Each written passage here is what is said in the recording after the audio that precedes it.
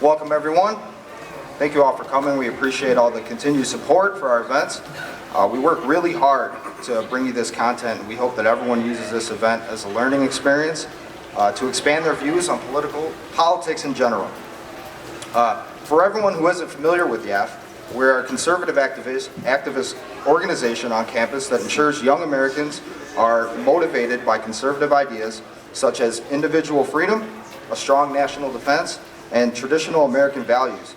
We meet every Tuesday and Wednesday from 3 p.m. to 4 p.m. in room B105 on Tuesdays and C106 on Wednesdays.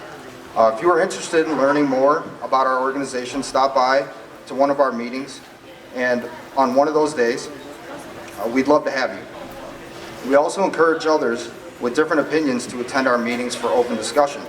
So the reason we're throwing this event is because black conservatives on campus are just plain sick and tired of students, faculty, and administration delegitimizing conservative ideas in our classrooms, around campus, and claiming they are outdated, bigoted, and just plain racist. These claims are so far from the truth. I've personally heard a lot of rumors going around campus that our group is brainwashing students with political agendas, that we support white supremacy, and we hate immigrants. We've heard claims that we also hate black people, we hate LGBTQ members, and we hate anyone who doesn't think like us. But black people, gays, and immigrants show up to our meetings who share the same exact political views as we do. If these claims were true, then why do we have one of the most diverse groups on campus? Well, I'll tell you why. Because it has nothing to do with bigotry or hate. It has everything to do with conservative intellectuals who have real solutions to the everyday problems that we face in politics. If people could just take the time to realize that, we could have a more healthier relationship on campus and in society. So we hope that everyone will use this event as a learning experience. We hope that everyone will leave here a smarter student, a smarter person, and a smarter individual.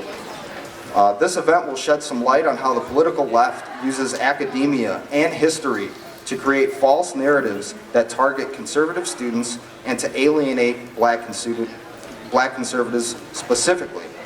You might hear some things today that you don't agree with, but we ask that you refrain from shouting out while our panelists are speaking. We will open the floor to questions after we cover the content for the first half of the event. If you have a question for our panelists afterwards, please form a single file line right in front of me and have your questions ready so we aren't wasting any time formulating your thoughts. We also asked that we only take one question per person. In the past, we've had a lot of the same people asking multiple questions, which has hindered the ability for others to ask questions. So we want to make sure that everyone gets a chance to ask something to our panelists. So please be respectful to others who might want to participate. Now, what I'm going to do is, we've actually collected a lot of questions from different students around campus, and we formulated them all together. So these questions aren't really coming from us, they're coming from students around campus. So the first thing I'm going to do is I'm going to let all the conservative panelists actually introduce themselves and tell you why they are supporting conservatism. So first, we have Maurice Haro, and I'm going to let him take a few minutes to introduce himself, tell you why he's here, and exactly why he supports conservative values. So, Maurice. Hello everyone, my name is Maurice Harrell, and I'm from an organization called ICU, Informed Citizens United, and what we're all about is creating a more informed citizenry. I believe that an informed citizenry is a free populace. The fact is that in America, we don't have much freedom like we used to. Our Constitution talks about, lays out all of our freedoms, but how come we're not experiencing our freedoms today? How come our professors won't let us voice our own opinions? How come we feel like we're bullied sometimes? You don't feel like, oh, if I address my opinion, I'm going to be bullied, I'm going to get a bad grade in class. That's not America. And it should not ever be America. We always should be able to hold to our freedoms. Freedom of speech, right to be heard, right to have your own opinion. You know, and what we've experienced as conservatives, whatever our race is, we've noticed that our opinions and our ideas have not been accepted. There's a group called Antifa that bullies. They tear down basic posters, different ideas. They act like the real fascists. They say that they're not fascists, they say they're anti-fascist, but when you look into various campuses where Antifa is, and they're trying to draw more of your young people, when you go to your four-year college, they're going to want you to be a part of that. And throughout the time of our educational system, I've noticed that we've not had our voices heard, and Antifa is just one of those examples of what is going on with our college campuses. The reason why I'm a conservative was when I was in high school, I remember listening to ABC, NBC, CBS News, and you know what? Every time I listened to them, they all had the same phrases, they said the same exact words. It seemed like the whole media had just one opinion. They used the same exact, whatever the other side said, whatever the left said, that was the opinion of the media. They basically mimicked it. So I became, well, how come this is happening? And I realized what's really going on is that there are groups that influence what you see in the media, and they tell you, this is what we're going to believe, and this is what we're all going to believe. And you won't have a chance to voice your own opinion or have your own stream of thought. As a conservative, I began to really research that, and I noticed that, you know what, there's some issues out there that's really affecting the black community. It's not really helping the black people. And so I began to really see some of those issues, and I said, you know, what the left is promoting in America is not good for the black community. It's leading to our unemployment, it's hurting the family. And I say, you know, I want to see who else is voicing my opinion. And I noticed that those who are conservative voice that opinion. It's important to value family. It's important to value the Constitution. What will we do without the Constitution of the United States? You know, what will we do without it? That's what makes us unique. That's why people come to America, because of our freedoms. And so as a conservative, I believe in preserving our freedoms. I don't believe that anyone should take them away. You know what? There's some people in Hong Kong right now who are suffering. They don't have the ability to have freedom of speech like we do in this country. Which side of the aisle really are promoting the freedoms of speech and liberty? Is it the left or is it the right? And you've got to ask yourself that question. I won't answer it for you because I believe you should be able to think for yourself. But you'll see it. You'll see who's being shot down. You'll see it yourself. But without further ado, here's my friend, Coriel. Okay, hello, I'm Coriel. And so I become a black conservative because I feel like the left, for so many years, blacks have been voting for Democrats. And there's this assumption that if you're black, you therefore must vote Democrat. And regardless of, you know, whatever policies they have. And it's this idea that, and I believe that the Democratic Party is taking them for granted. In other words, saying, you know, we're guaranteed to get their vote every election. Therefore, even if we don't do that much for them, even if we don't do these things for them, they're going to give us their vote. And I say, take a look at some cities ran by Democrats. That means some of them are bankrupt. They have high taxes. They have, you know, out of control pension systems.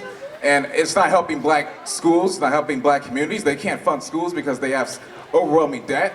Many politicians in the state were fiscally irresponsible, and now our state can't deal with, you know, we can't keep up with our funds. We're struggling. We have one of the worst credit scores out of all states. People are leaving the state like faster than any other state in this entire country. And I feel like we need fiscal conservatism. We need to be able to be mindful in how much we spend. We can't promise money that we don't have. We need to rely on the roots of what actually created a great economy of the United States, which is capitalism. That is what created the best economy here. That is what is the free market.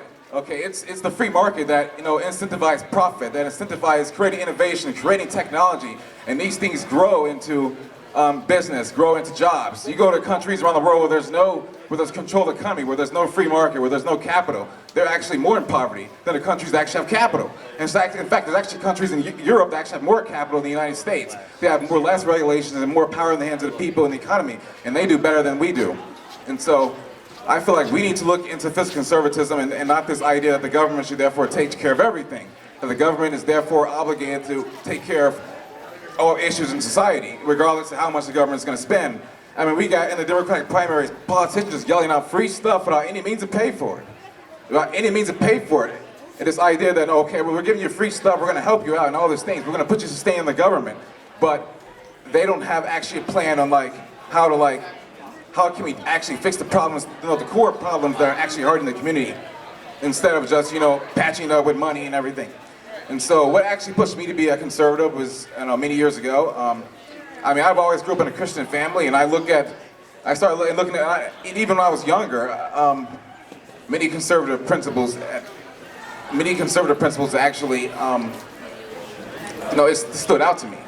Like, for example, my mother actually told me that she almost gonna get an abortion on me. And she told me how, like, when she was pregnant with me, she said I was gonna get an abortion with you. She said you're about this small. And she said they were gonna just pull you out of the womb and just throw you in the garbage and everything. She said you, she didn't say her body, she said you. And it actually struck me. I was 7 years old, I was like, wow, she said this, and she said she's glad she had me. And actually, as a Christian believer, I believe in beliefs of, valuing life and valuing, valuing freedom and all these things. And I saw that these things on the left were anti-Christian. Also in recent years, they completely took Christianity out of the Democratic platform. And I think that many African American communities are very Christian, they are actually very religious, and therefore, you'd be surprised, that they actually have a listening ear for conservatism, that they would actually be appealed to some of the things there. Also, I'm a great believer in liberty. I just think that liberty, with this idea of self-reliance, that individualism is the best way society should operate.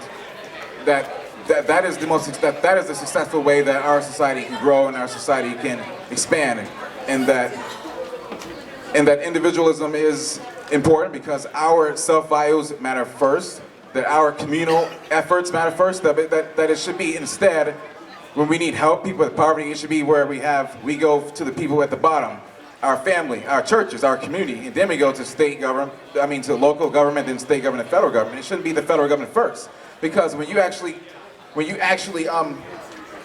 receive something from the community, so you're like a church, they give you something, you don't feel entitled from it. Instead, you feel like that you're happy that these guys gave you this gift. You're happy that these guys gave you something that helped you, and you feel like you have to give back to the community because the community gave to you, as opposed to getting it from the government through food stamps and through whatever government subsidies. We feel like we're entitled to it, and we don't feel like there's this ability to give into anything. Otherwise, we want more and more, and we want to keep taking, and that's a bad mentality. We need to bring back those conservative roots and values.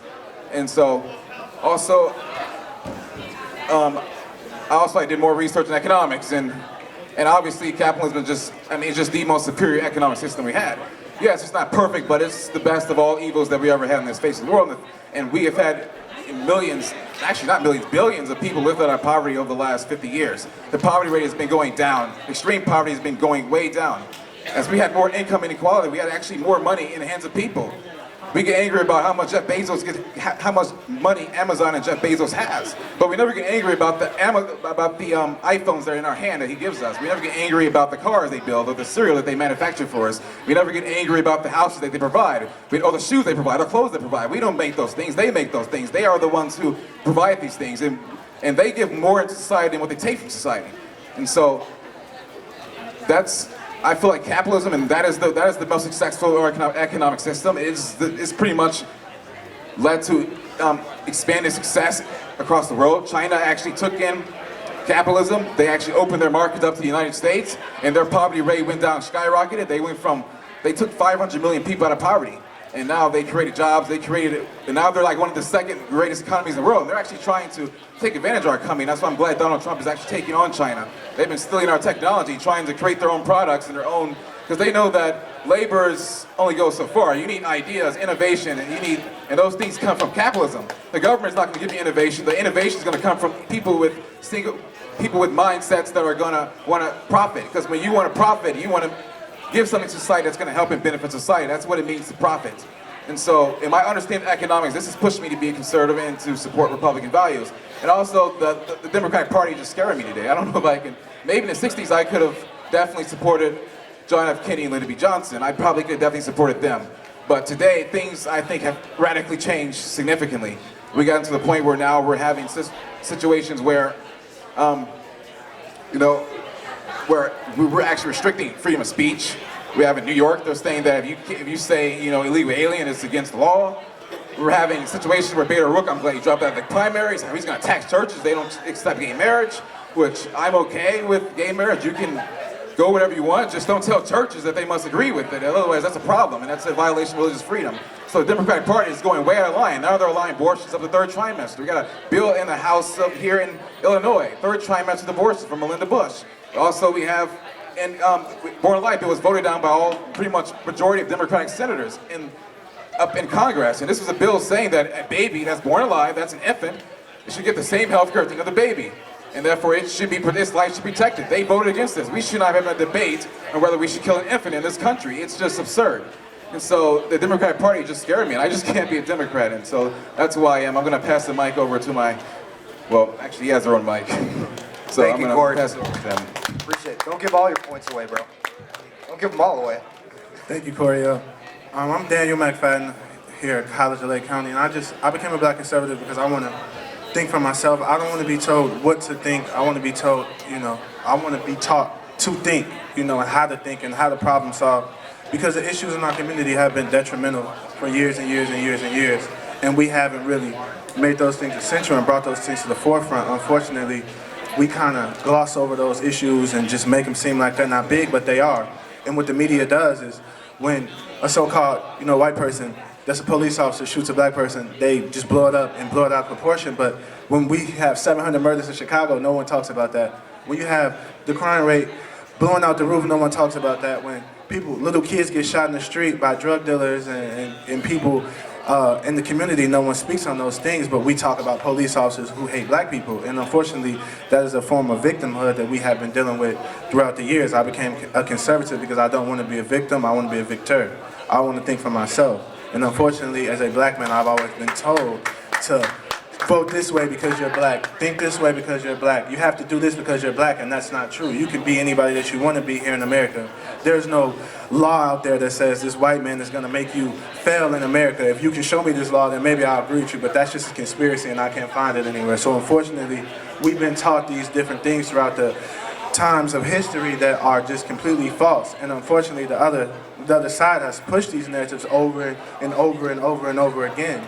And our communities have been torn down by it. I mean, if you just look at the fatherless homes, that started by the Democratic Party coming in, just creating chaos in our house, in our households. And unfortunately, that has been detrimental to us for years and years and years. If you look at America, through the annals of time, there was a time back in slavery where you were more likely to be born in your household with a father than a white person was during slavery, during the time of slavery. So that should just tell us something. And that's unfortunate because nowadays the fatherless homes, and I think that's the biggest thing that we deal with because it starts at home, it's outrageous. So I just think that's why I became a black conservative, because I've done my research and I've thought for myself and I have Christian views, and that's the reason I became a conservative. So I'm gonna pass it over to Maria. Hello everyone, I'm Maria, and I started becoming more aware of political differences when I first came into the college, and personally I wanted to figure out what I truly stood for, no matter if that was Democratic or Republican, and I found myself aligning myself with conservative values, and I wanted to learn, and I wanted to learn more about that, and I wanted to be more informed as to why I believe this way, and how can I better the African American community with these values. I truly get hurt and feel really hurt inside when I see the African American communities not being as prosperous as I think that they should. Like he was saying, before the New Deal and during the early 1900s, African Americans were prosperous, and African Americans, they had their own businesses, they had their own communities, their own schools, and even though we still were in segregation, we were a community. And right now, I don't see that. I see us divided even more, and it really truly breaks my heart as a black woman in America. And that's why I became a conservative. Thank you, thank you. So can everyone give a round of applause for them? Thank you.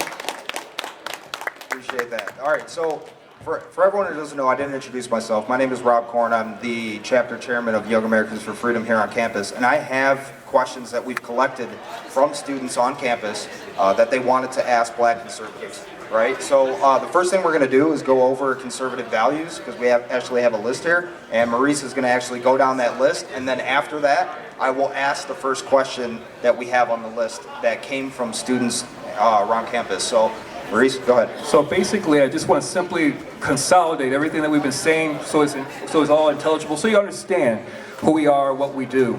Okay, as a conservative, we believe in self-reliance. We want to build self-reliance in this nation. Our nation is, a lot of the people, the politicians, are trying to make us more dependent on government. And that's just like what the slave owner used to do, isn't it? They want us to be dependent on the slave owner.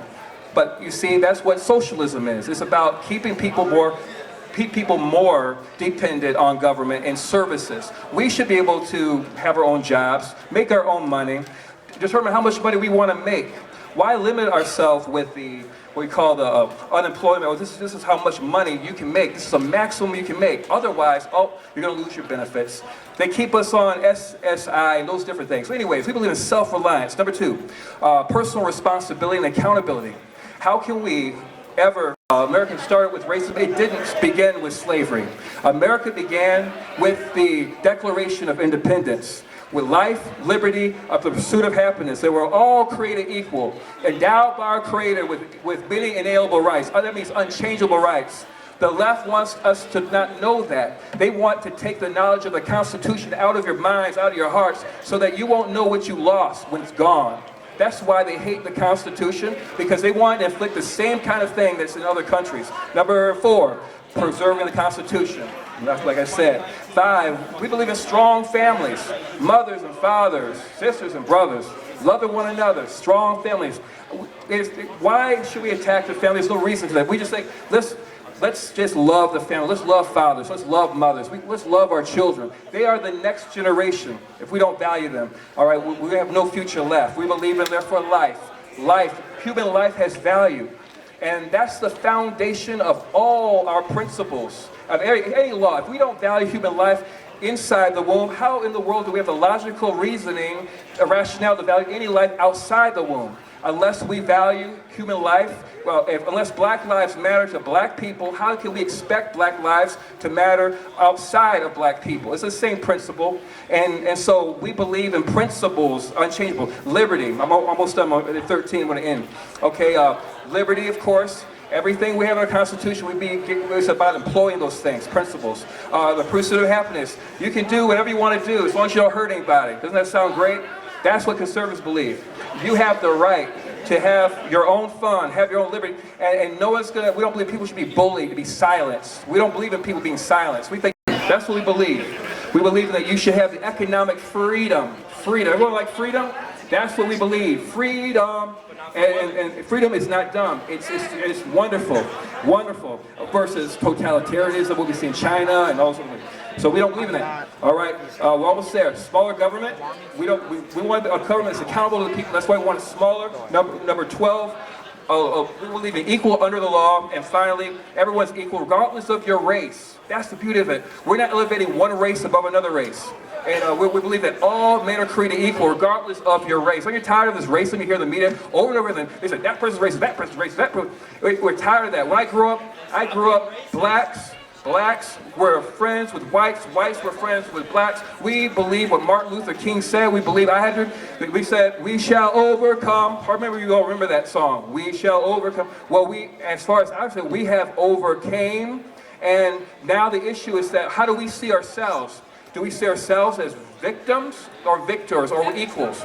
That's the thing. So the media will try to promote racism, division. We believe in harmony, harmony. That's why we're conservative. And number 13, we believe in judges who are ruled by the Constitution, not on their own opinions, not for political purposes, not activist judges. We believe they should follow the Constitution. Therefore, they're going to preserve your freedoms. All right? So that's what we have to say about that. And that's kind of solid everything we said as a group. All right. Thank you, Maurice. Appreciate that. Thank you. Okay, so what I'm going to do, we're going to try to cover some content with these questions. We do have a lot of questions, so I'm going to ask the panelists to try and just give quick answers. You know, 1 to 2 minutes. And so I'll start off with the first question that I'm not going to name who gave us these questions, but these are questions from students on campus, right? So first question is, what are, in your personal opinion, the biggest problems facing the black community today, and how should we move forward to fix those specific problems? And Maria, you can start. Hi. So some of the issues that I believe are facing the African American community would have to be fatherless homes. I think it also has to deal with the median income that we have as well, and the crime neighborhoods that a lot of African Americans are surrounded in. I do have some statistics about when it comes to the, excuse me.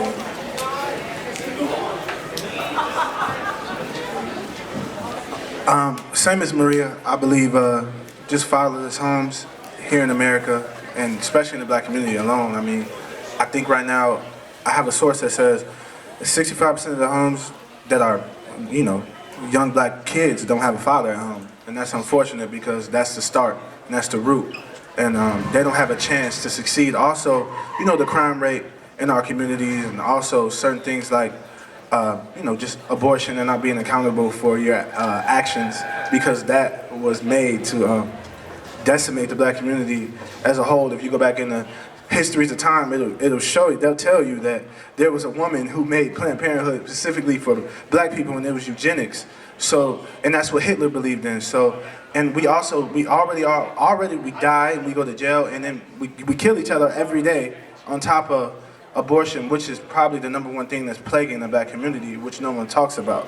So those are certain things that we have to speak on before we can go out and look. We have to look internal before we look external and look at everybody else, and stop blaming everybody else for our problems and look to ourselves. Because no one told us to make a baby and then leave a baby. As a man, you should stay at home with your kids and you should provide for your kids. It's a better chance of you being married, and if you stay at home with your kids, it's a better chance of your kid making it in America if you're married, if they're successful, if your home is successful. It's a better chance if you graduate high school, you'll be successful in America. It's a better chance if you don't have children out of wedlock, that you'll be successful in America. But those are just 3 simple things that we can do, and that's the start and the root of it. So I'm gonna go back to Maria, you got it. So some of the ways that we can help change these problems within the African American community is by creating a system of traditions within our family household. I think that's one of the reasons why we have become in the situation that we are today. Without the traditions that we have in our household, it doesn't create a sense of bonding, and it distances us within our own communities. And I have a quote from David Webb. He is a political activist, and he is also a radio commentator. And he says in the 1960s, 80% of black households had 2 parents, and today that's truly reversed. Which has a lot to do with the factors of entitlement systems, the growth of liberalism, and to the point of progressivism beyond any imaginable course. The education comes from a strong education system comes from a strong family, and that's your best path to succeed. And when you come to the significance of motherhood and being a single mother, a lot of times being in a single family household, that leads you even closer to being in poverty. And if no one really knows, being able to take care of a child with a low income is very hard on any mother, no matter what race you are. Yeah, that's what I'll say. Thank you.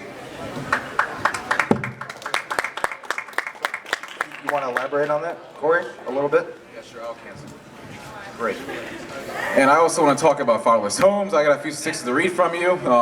Let's pull this out. 85% of youth who are currently in prison grew up in fatherless homes. That's from the Texas Department of Corrections. 57% of fatherless homes in the United States involve African American black households. Hispanic households have 31% fatherless rate, while Caucasian white households have a 20% fatherless rate. Children who live in single-parent homes are about 2 times more likely to commit suicide than children who are in a two-parent home.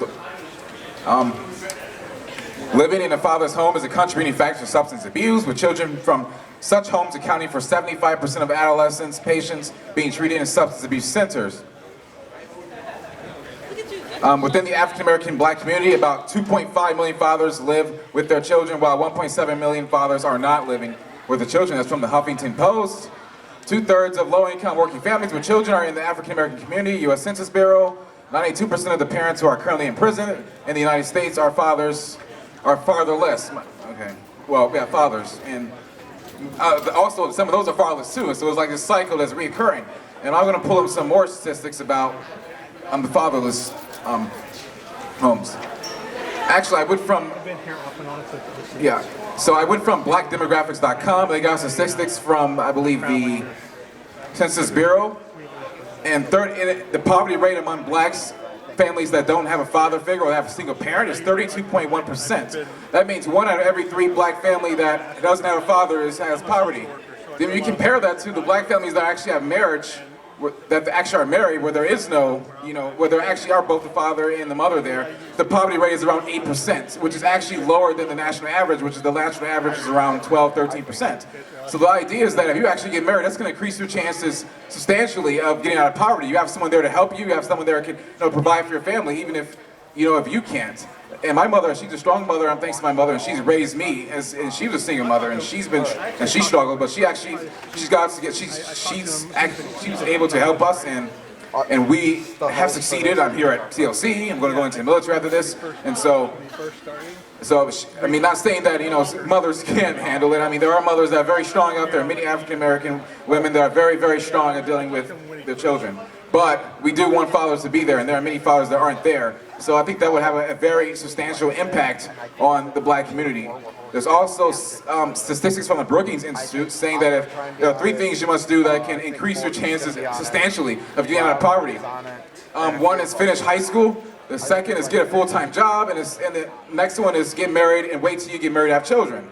Research shows that of American adults who follow these 3 simple rules, only about 2% are in poverty, and nearly 75% have joined the middle class.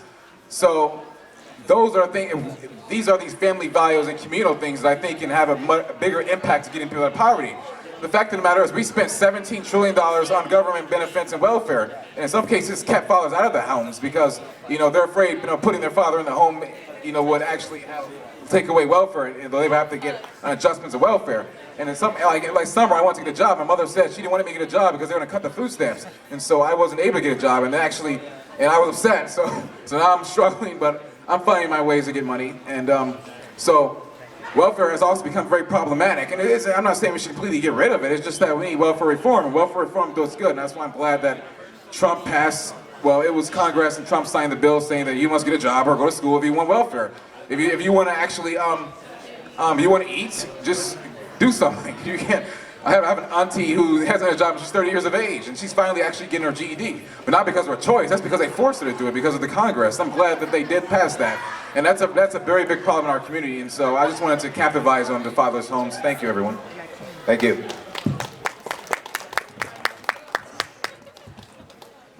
All right, now I want to consolidate some of this now. What the issue is that there are some issues that are affecting the black community that go beyond racism. A lot of times you hear that everything's all about racism, but the things that affect the black community is not always about racism. We've got drug addiction issues.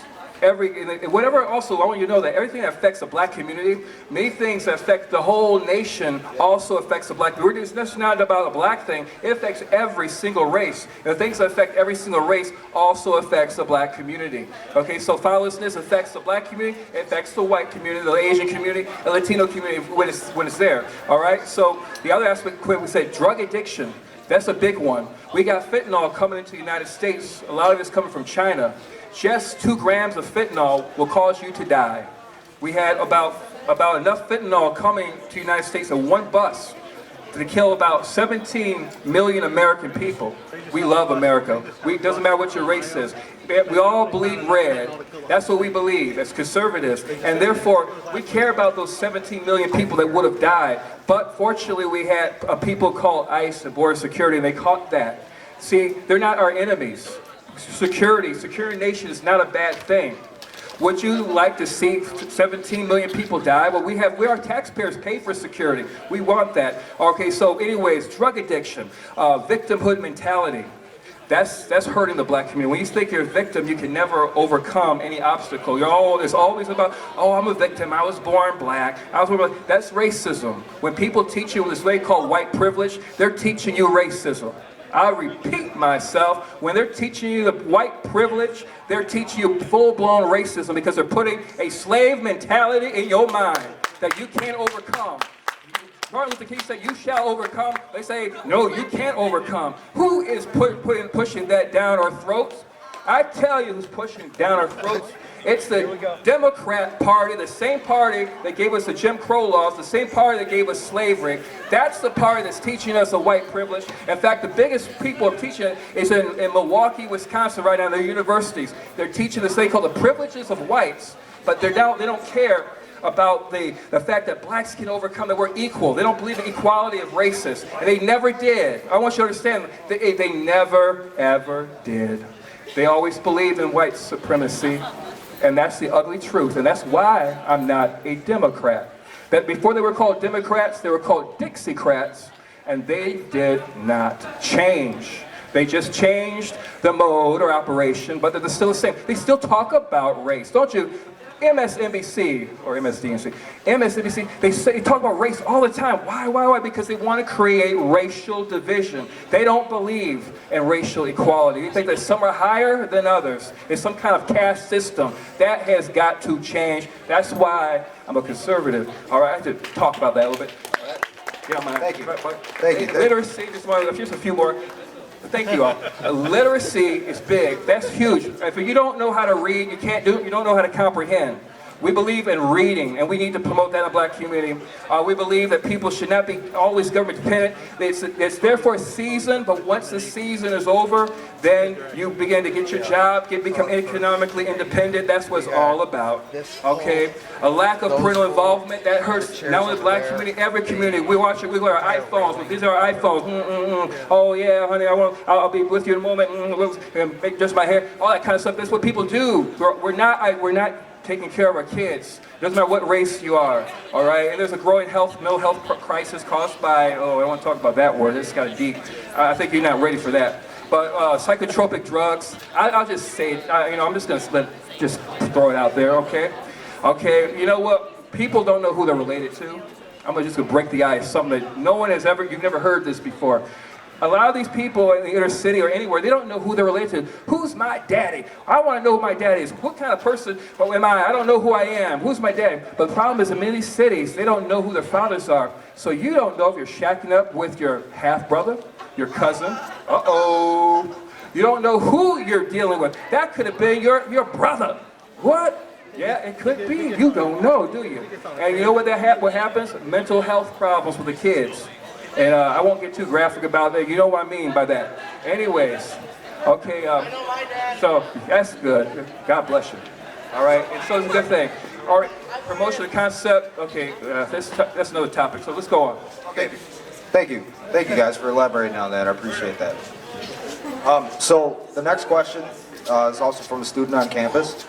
And you guys can tell, they have a lot to say. Because you guys silence them a lot.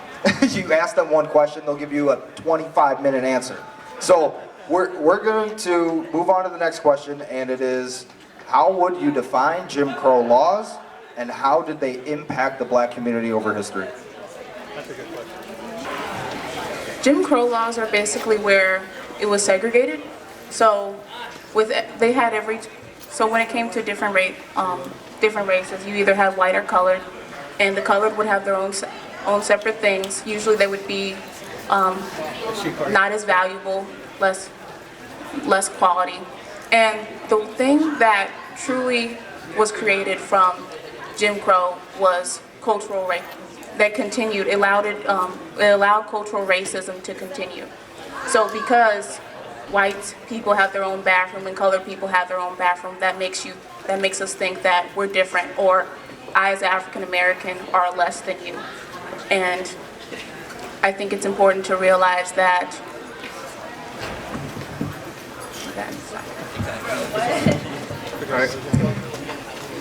Basically, Jim Crow laws were a system of racism, systematic, institutionalized racism.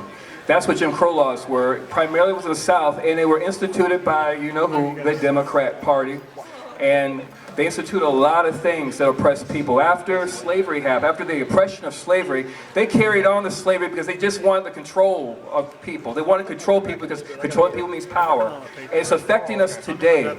So with socialism, with government regulations, it's all about control. It's all about people controlling others. How much money you can make, what you can watch, what kind of job you have, and belittling everything else. Now, Jim Crow laws also, it was a system of supremacy, of segregation, and again, we're all equal.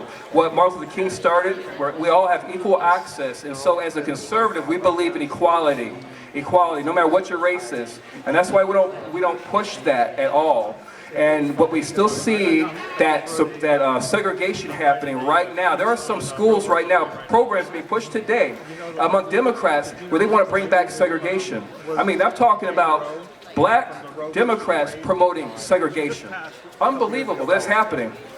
We have politicians that we believe that blacks should go to their own schools and everything like that. No, no, no. We're all segregated. We're all equal. We don't want to promote that divisiveness at all. We want to bring back, take the wounds that we've been healed from of segregation and slavery and all that kind of stuff, and belittling of races, racial division, and dig up those old wounds and infect the country again. We're tired of being infected as a country. We're tired of people bringing up race all the time. We're one race. We all bleed blood red. And that's why we're conservative, and that's why we vote Republican.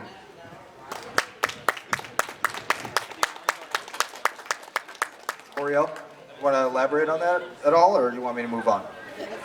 And Dan? So I mean, there's no way to actually explain this other than Jim Crow laws were obviously racist and they were terrible. They did have a tremendous effect on the black community.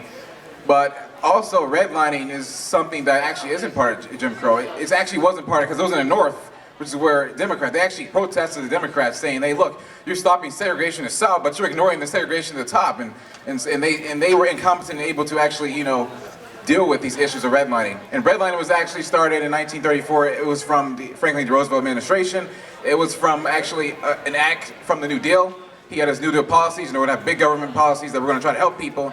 And basically in that deal, he offered government, mortgages. It was, he offered housing mortgages to people that they can better afford housing and better, go out and get middle class housing. But unfortunately, they didn't want to put too many people at risk with these mortgages. They want to make sure people actually afford these houses before they actually get these houses. And so what happened was that they would have these redlining system where they have a map showing that these areas that are in red are neighborhoods you don't want to invest in, and these are neighborhoods that you don't want to get mortgages to because these people won't be able to pay their mortgages off. It just happened these neighborhoods have to be minorities and immigrants. So, and the Republican Party, if the Republican Party was running Congress at that time, they would have blocked FDR's bill and said, no, we don't want big government here. We don't want the FHA to be involved. Therefore, if we don't want the FHA to exist, if the FHA doesn't exist, you can't redline. It's hard to redline if you don't exist. And otherwise, they would have allowed mortgages to happen. They would have allowed mortgages to let the free market do it, like banks decide mortgage instead of having this redlining system that looks at neighborhoods. And so it was just a terrible way. And so government intervention actually created this. On top of that, they created these housing projects where they put blacks in these government subsidized projects and they stacked them up in the cities while the whites got mortgages and went out to the suburbs. This segregated the communities. Obviously, we didn't allow this, and we just would allow the free market to do it and not allow the government to get involved. This is what created this mess in the first place. And I mean, FDR, I only like him as a president because he did well during World War II. I think he was a strong president that we needed for World War II. He actually prepared us for, World War II. He saw that war was coming. He got increased military spending, et cetera, et cetera. But his economic policies just sucked. I'm sorry. They were terrible. He caused the 1937 crisis. He hiked the deficit.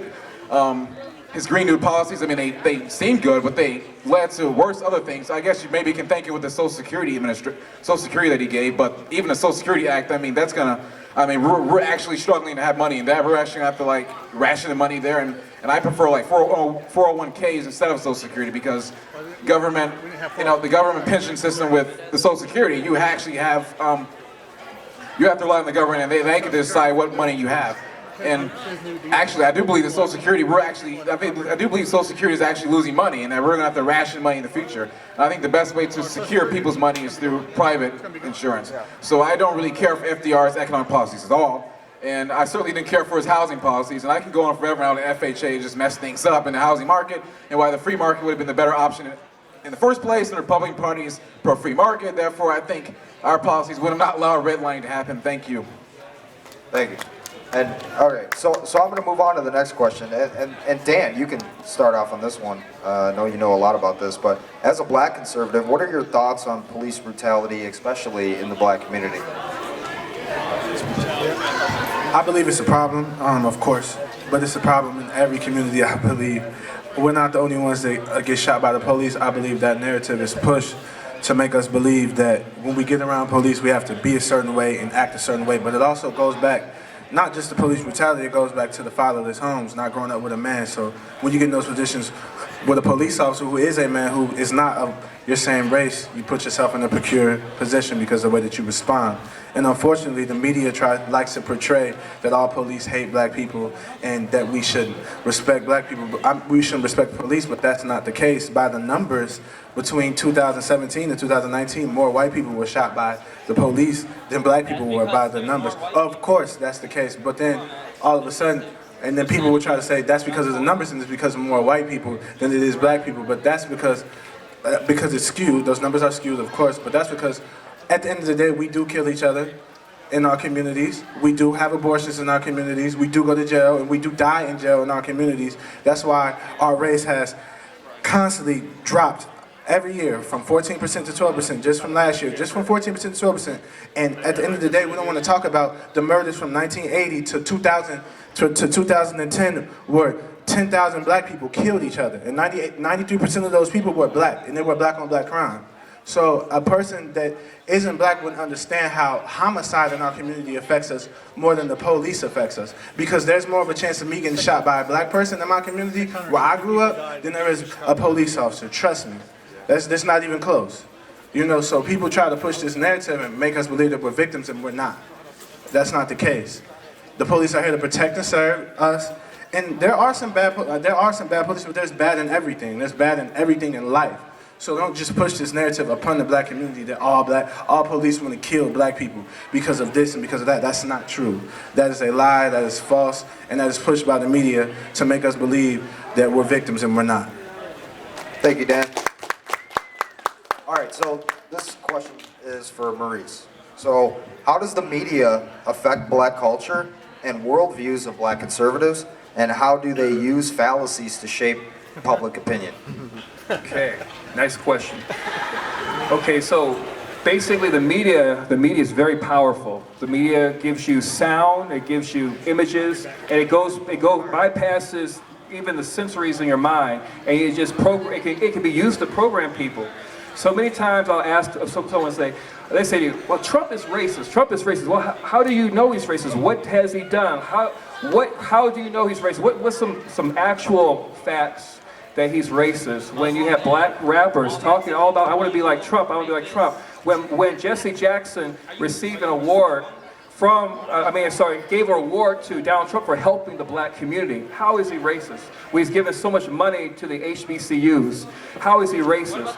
When he's given opportunity zones to actually reverse the Democrat redlining, where he reversed all the Democrat redlining policies of FDR by promoting opportunity zones that create new jobs, new businesses in underprivileged areas, building new homes through opportunity zones, also building new schools. Just last month, the person who's overseeing the economic system, the educational system, DuBois, she is actually introducing a policy which allows new schools, charter schools, to be built within those underprivileged areas to reverse the years of Democrat oppression and bad policies of redlining. That's a good thing. We should celebrate that. And if Trump is a racist, I mean, think how he improved the economy. The economy's improved so much. The lowest unemployment rate in the history of America for Latinos, for black Americans.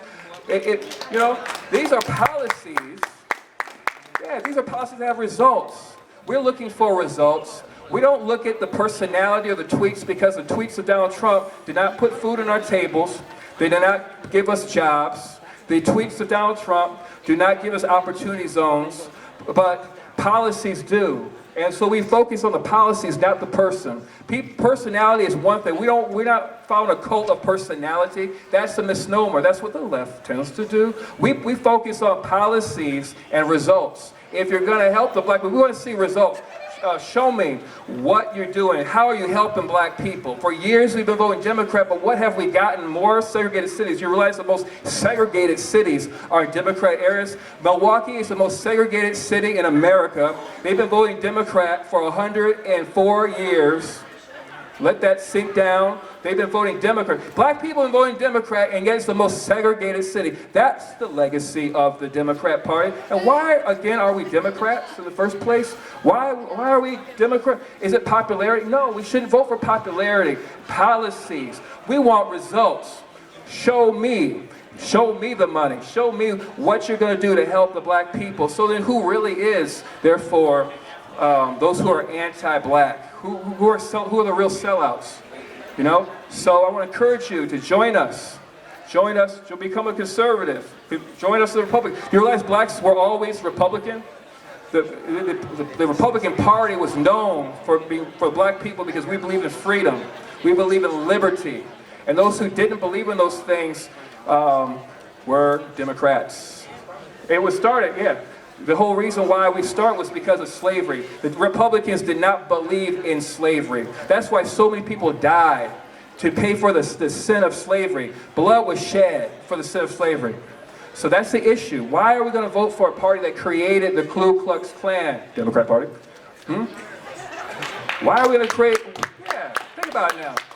How could we have been so deceived and so brainwashed all these years? You know, well, Malcolm X did his speech that, hey, those Democrats said we should be a Democrat. No, they're chumps. You can't be a black person vote Democrat. In fact, a few days later, guess what happened to Malcolm X? He was shot, assassinated. Martin Luther King was Republican. Harriet Tubman, the movie that came out today, recently, she was Republican. Frederick Douglass, Republican. Black people were always Republican. So it's time to vote black to the Republican Party. And we're the party of freedom, liberty. We're not the party of oppression and socialism and government tyranny and, oh, you can't say this, you can't say that. No, you gotta be quiet. You just sit in your place, know your place. That's still the Democrat Party of today. It is socialist, it's slavery, it's plantation. We don't buy that. We're free. We're freemen. All right, I can go on. Thank you. So this question will go to Maria. Maria, Planned Parenthood inside of the black community, and has it been beneficial or damaging to the black community? You can elaborate too on that, Dan, if you want to pick up, at where she leaves off. I personally feel like Planned Parenthood hasn't really been beneficial for African Americans. First of all, the creator, Margaret Thatcher, she was known for being really racist and not liking African American at all. She actually used Planned Parenthood as a way to try to eliminate the black population in America. I also want to show how Planned Parenthood is specifically targeted to African Americans. In New York, there are more babies killed by abortions than there are born by African Americans. And No, it's true. He said it's not true, but it is true. Yeah, in 2014 it was, and it's pretty close every time, so. I also want to mention the advertisements that they have around the African American community. In East St. Louis, a population that is 98% black, they're surrounded by abortion advertisements and making them seem like there are no other options when they have an option to support their baby. I also want to mention how we make one of the reasons why we have an abortion to not have a baby born in the environment that they're in impoverished environments. But aborting your baby isn't going to eliminate the chaos that you see around you when it comes to poverty and when it comes to crime. And that's why. Thank you. Dan, you can elaborate on that a little bit? I'm just elaborating off what she said. My thing is, what about accountability? So, when a murderer walks up to another guy and he shoots him, we tell him he has to go to jail. And he had probable cause to shoot him because they might have had combat. You know what I mean? But when a young woman gets in the position where she has sex and she creates a baby, she can kill the baby. And that's okay. Especially in our community, at the end of the day, when we make up only 12% of the community, the United States and America, period.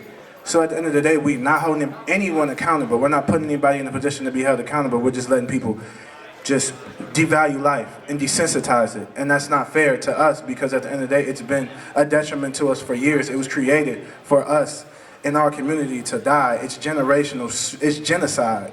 You know, it's the number one thing that plagues the black community, and no one wants to talk about it. It was Margaret, what was her name? Margaret Sanger. Margaret Sanger. She created it, and it was eugenics. And Hitler believed in what? Eugenics. Just to kill a whole race, a whole nation of black people. He wanted to kill a whole nation of what? Of Jews. So at the end of the day, my thing is that's why it was created. So we have to look at it in a broader term. We have so many issues going on, and we're not looking at those things. But those are one of the things that we need to look to and pay a lot of attention to, because that is very detrimental to our community.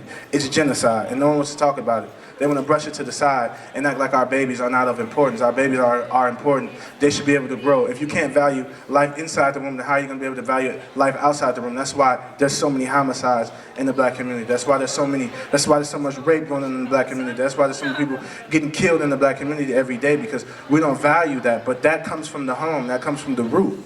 The root is your parents teaching you how to hold yourself accountable when you get put in a position to be in a position. You weren't thinking about being poor before you had sex and had that baby. Why now? Why after you have sex and get pregnant, now it's an issue? That's not fair to you. That's not fair to the baby. That's not fair to our society in a whole, because they put alcohol in our community, and then they put a Planned Parenthood right next to the.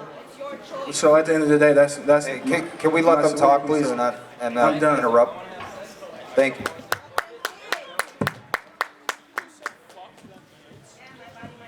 Yeah, that's okay. Yeah, we've heard that a million times, and it's ignorant.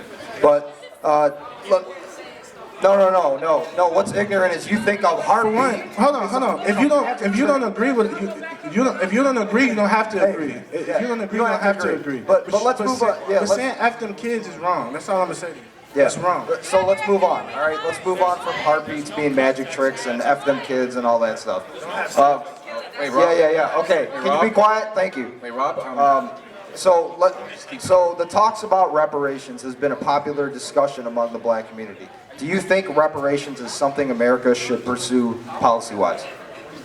Well, it depends what you mean by the reparations. What are the reparations going to be? If you're going to throw money at the problem without actually dealing with, like communal issues, then it's not going to solve anything. I think it was actually one case they actually tried this out. They gave money $1,000 a month. It was like a certain amount of money of UBI or to a community of people, and I think it was in California.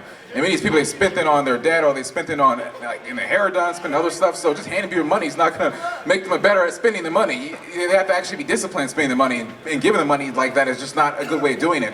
And also, I just think that who are we going to do? Tax? Are we going to tax like the whites? Are we going to blame them for their ancestors? Well, what about people who are half white, half black? We're gonna tax them halfway, and then we're gonna give them reparations the other half. What are we gonna do? So it depends on what you mean by how the reparations are gonna be. Reparations could be good if it makes sense. If, like my idea is like school choice, we can capitalize on school choice and giving African American communities opportunity to go to better schools, go to private schools, go to charter schools. And the Democratic Party is against it. They just want to just keep the broken public education system. In fact, they're willing to keep funding bad schools and keep African Americans going to these terrible schools. As opposed to having, school choice, you get to choose a school that's working well. If a school is not doing well, it's going to close. And if it closes, we don't have to worry about any students being in those schools getting bad education.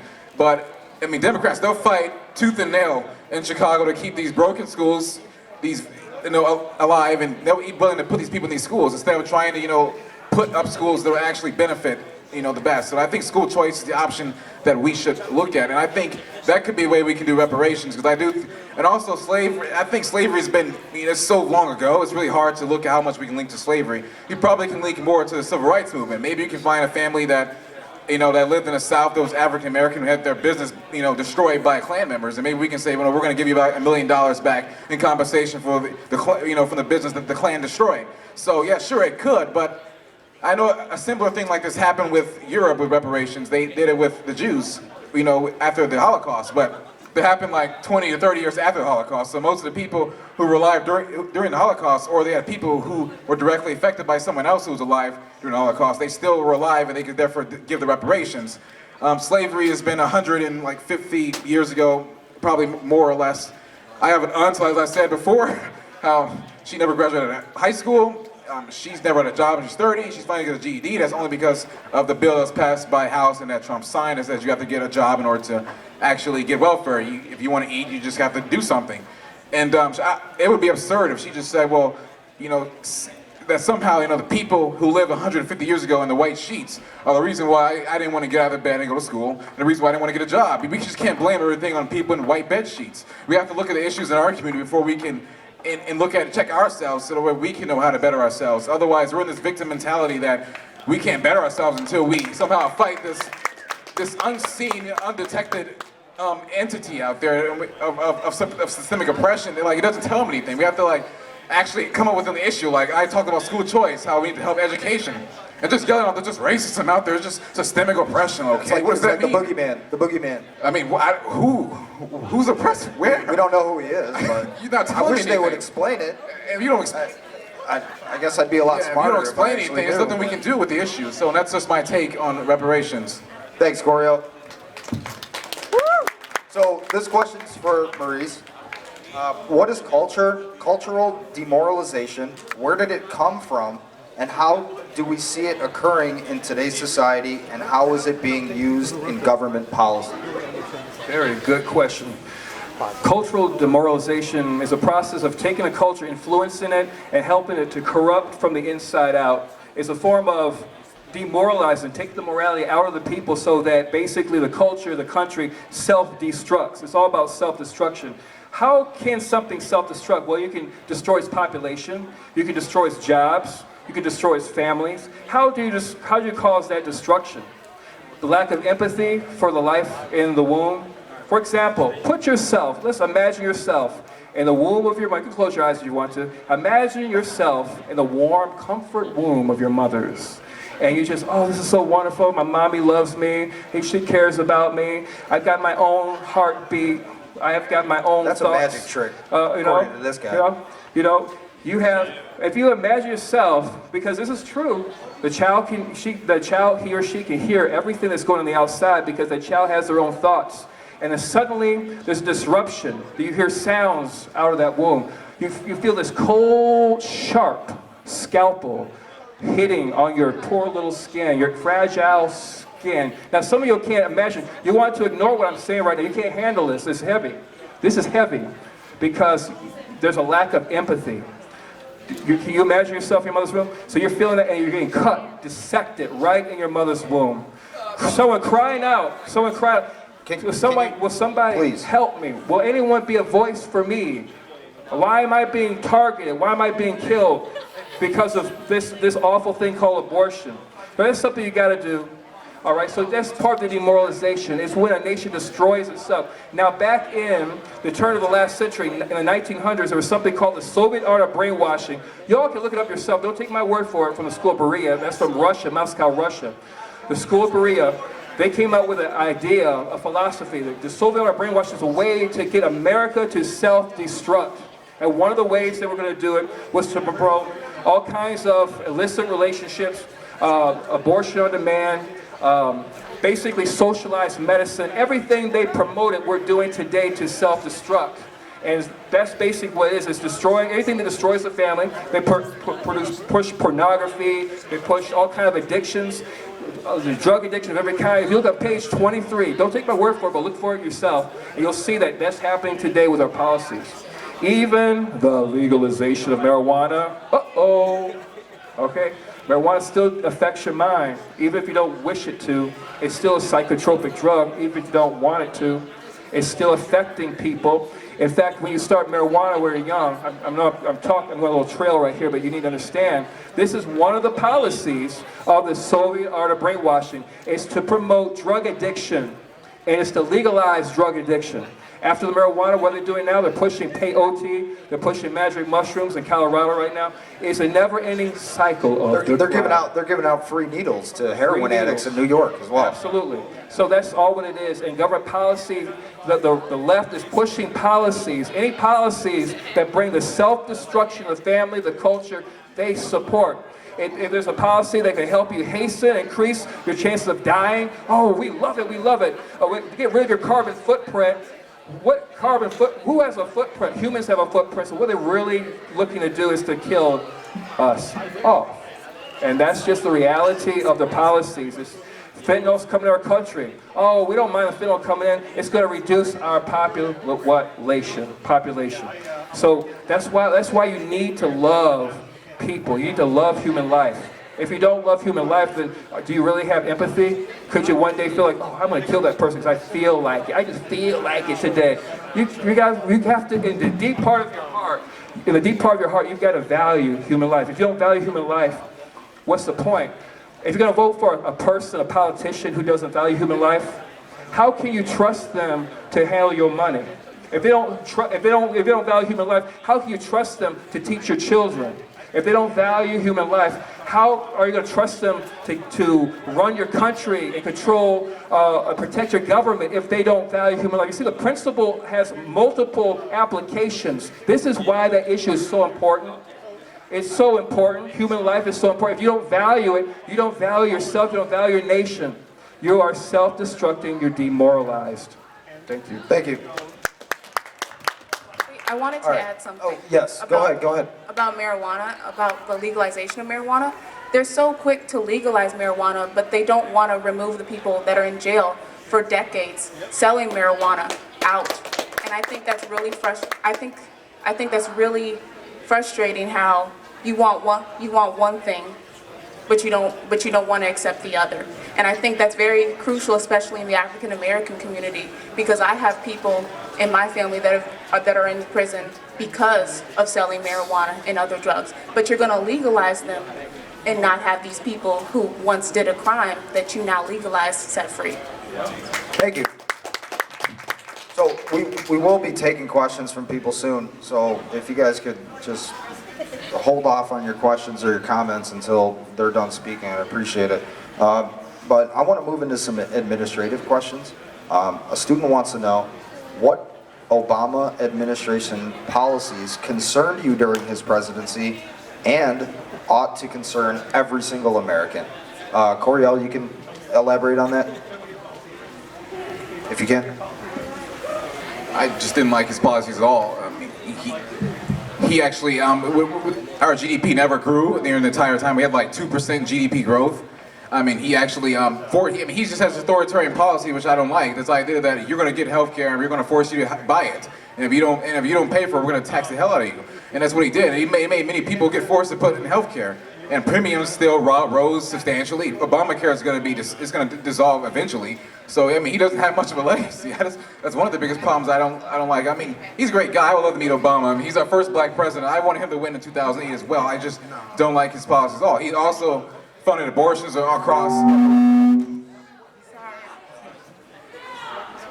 He also funded international abortions abroad, and I think it's absurd to not only spend taxpayers' money on other things other than America, they also spend it on something that I think is something so heinous.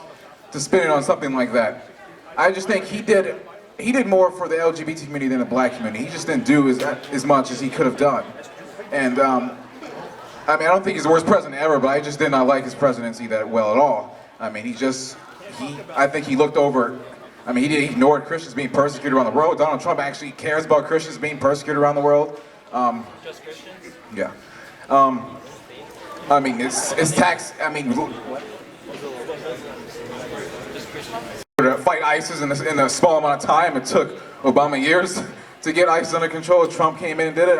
Trump's foreign policy is better. I think his foreign policy is much better.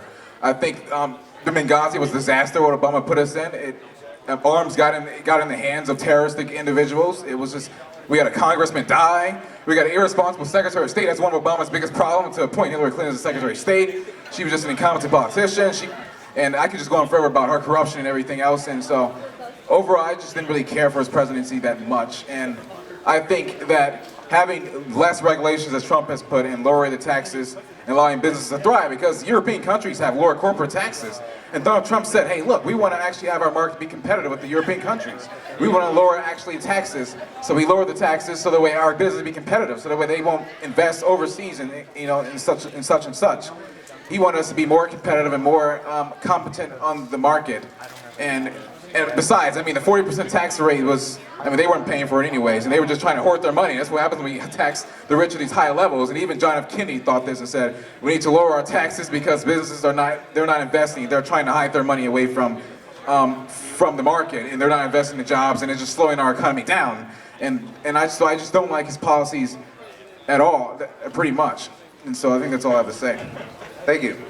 Do you want to elaborate on that a little bit, Maurice? Sure. I'll just Go ahead. list a few policies. I'll list a few policies that Obama pushed, and I think it's important. We all talked about ACA, and of course they said if you want your doctor, you can keep it. Of course that didn't happen. People lost their doctor.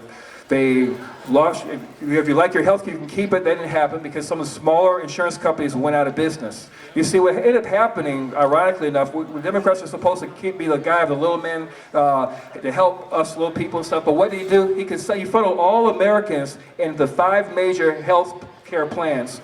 The big ones, but the little ones could not compete, could not do anything. So basically, they gave so much money to his party, gave so much to push everyone in these big wig organizations, health centers, and things like that. But the problem was that we were taxed. If you didn't want the insurance, you were taxed, and you didn't. If you were taxed, you got some crappy insurance. It didn't really work too well. But instead, you could have your own insurance. Why don't we just allow ourselves to keep our own insurance, and then also on top of that, allow us to buy our insurance from across borders? Guess who did that policy? Donald Trump. He pushed the mandate. Says you can now buy your policy across the states, across the state lines. That's an improvement. That's because we believe in competition. We have competition, lower prices. Another issue was the oil moratorium. He had an agenda where, remember that on Earth Day, what happened down in the Gulf of Mexico? Remember that explosion took place? Well, what happened was Obama said, okay, we Americans are not going to have access to our own oil, but we're going to give the whole world access to the Gulf of Mexico, but we can't have access to our own oil. And that's what a globalist does. That's why we don't vote Democrat, because we're not globalists. We believe in, let's put Americans first. No matter what a race is, put Americans first, the good of Americans, okay? So we couldn't even have our own oil. The gas prices were through the roof. And guess what Trump did? We're now, for the first time in American history, folks, we are energy independent. Yeah. That's a good thing. We are energy independent. We are not dependent on the drama that's going on all in the Middle East, all these wars, these useless, senseless wars, fighting for oil. Remember people, the Democrats said, oh, they're fighting for oil, it's all about oil. Well, guess what? We're not dependent on the Middle East anymore. We have our own energy. In fact, we've got more energy in America, more gas and natural gas than even Saudi Arabia and even Russia combined. The media doesn't tell you that fact. We are energy producers and we're energy givers. That gives us freedom. That means we're not going to be manipulated by Russia. We're not going to be manipulated by the Saudi Arabia. Remember when Bush said, okay, we're going to become energy independent, we're going to fight for that. And about 3 months later, guess what happened? We had 9/11 took place. And guess where they were from? Saudi Arabia. Isn't that interesting? Is that a coincidence? No, it's not a coincidence. See, as conservatives, we believe in doing your own research and coming together and finding solutions to problems. That's why we are conservative. Okay, that's just one of the things. Oh man, Fast and Furious. How many people know about Fast and Furious? Heard that scandal before? All right. This is serious, and I'm going to talk to the Latino community because what happened was Obama wanted to create the image that some of these gun dealers were selling guns to the drug cartels down in Mexico. So what did he do? He had to, because it really wasn't happening, he went to the CIA and Eric Holder's administration, and basically they worked through the CIA and then through Arizona area, they actually created a condition where they made a gun deal, 10,000 guns, high-power rifles, very high-power rifles that they don't want you to have. Our government, under Obama, gave the drug cartels over 10,000 high-powered rifles. And what did they do with those high-power rifles? They massacred a lot of Mexicans and Latinos all over. Today, those guns are still out there right now. They're still working, doing Obama's policy, doing Obama's bidding. And that's what fascism, that's why we're not a globalist. We believe in leaving those nations alone and fighting for solutions that protect America and not trying to get involved, because now they're killing other people. I got a friend of mine who has experienced kidnapping. One of his friends were kidnapped. That's the drug cartels. They're kidnapping Latinos right now, doing human trafficking.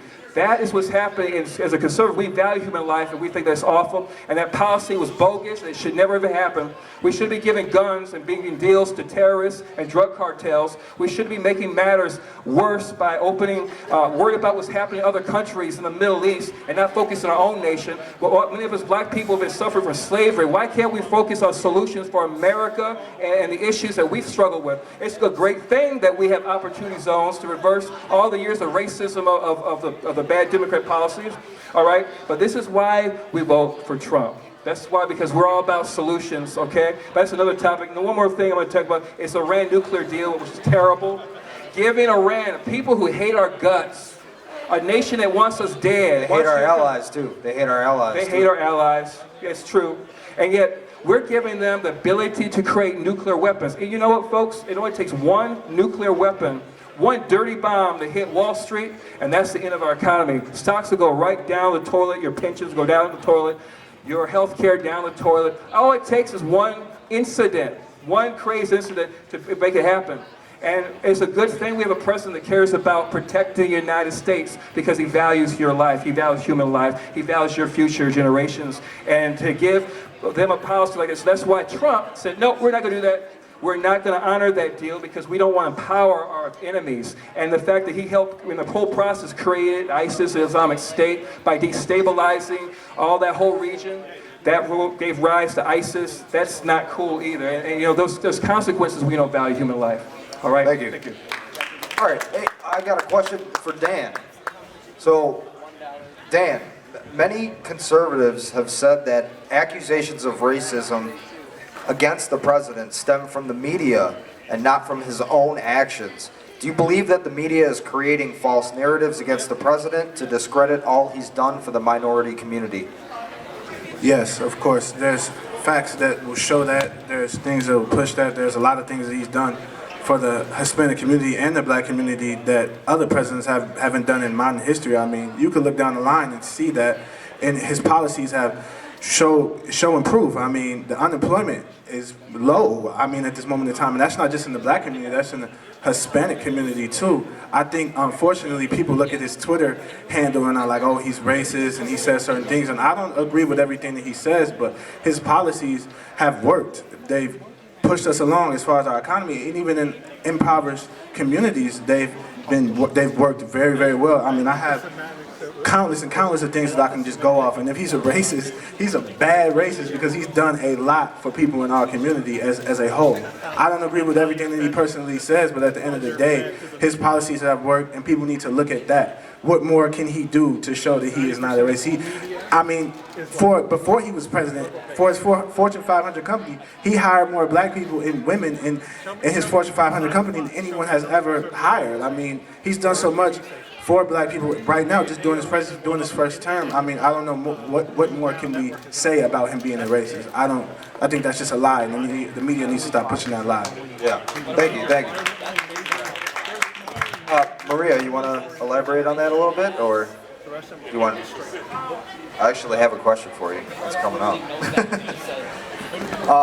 So can you explain how the Trump administration has incorporated justice reform and how it has helped the black community? I think one of the ways that the Trump administration has helped the black community is by their prison reform, and also by implementing the federal aid for HBCUs. And I think if you want to talk about how Trump hates black people, I think if he really did, I think he would create policies that would hurt us more than help us. But yeah, that's what I'm saying.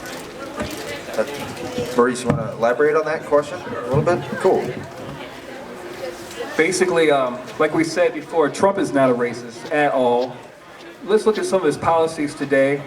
Of course, we have record levels of unemployment for the first time in our history.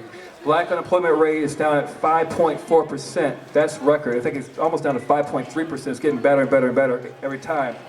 The poverty gap, the gap between the rich and the poor is shrunken at the farthest levels in the history of America. That means more of the poor are getting richer, they're getting more wealthier. So when Elizabeth Warren says that, oh my goodness, the poor are getting poorer, no they're not.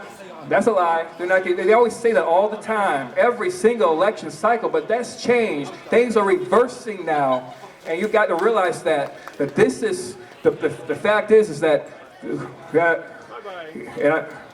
God bless you, bye-bye. Go back to mommy.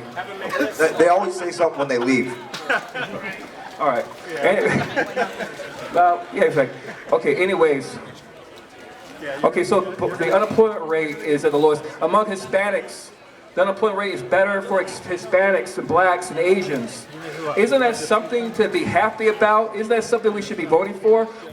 Finally we have a president. The reason why he was so rejected, have you ever had the question of people saying, oh, it doesn't matter who you vote for, it's all going to be the same thing. Ever had that opinion? Something, oh, Democrat, Republican, all going to do the same thing.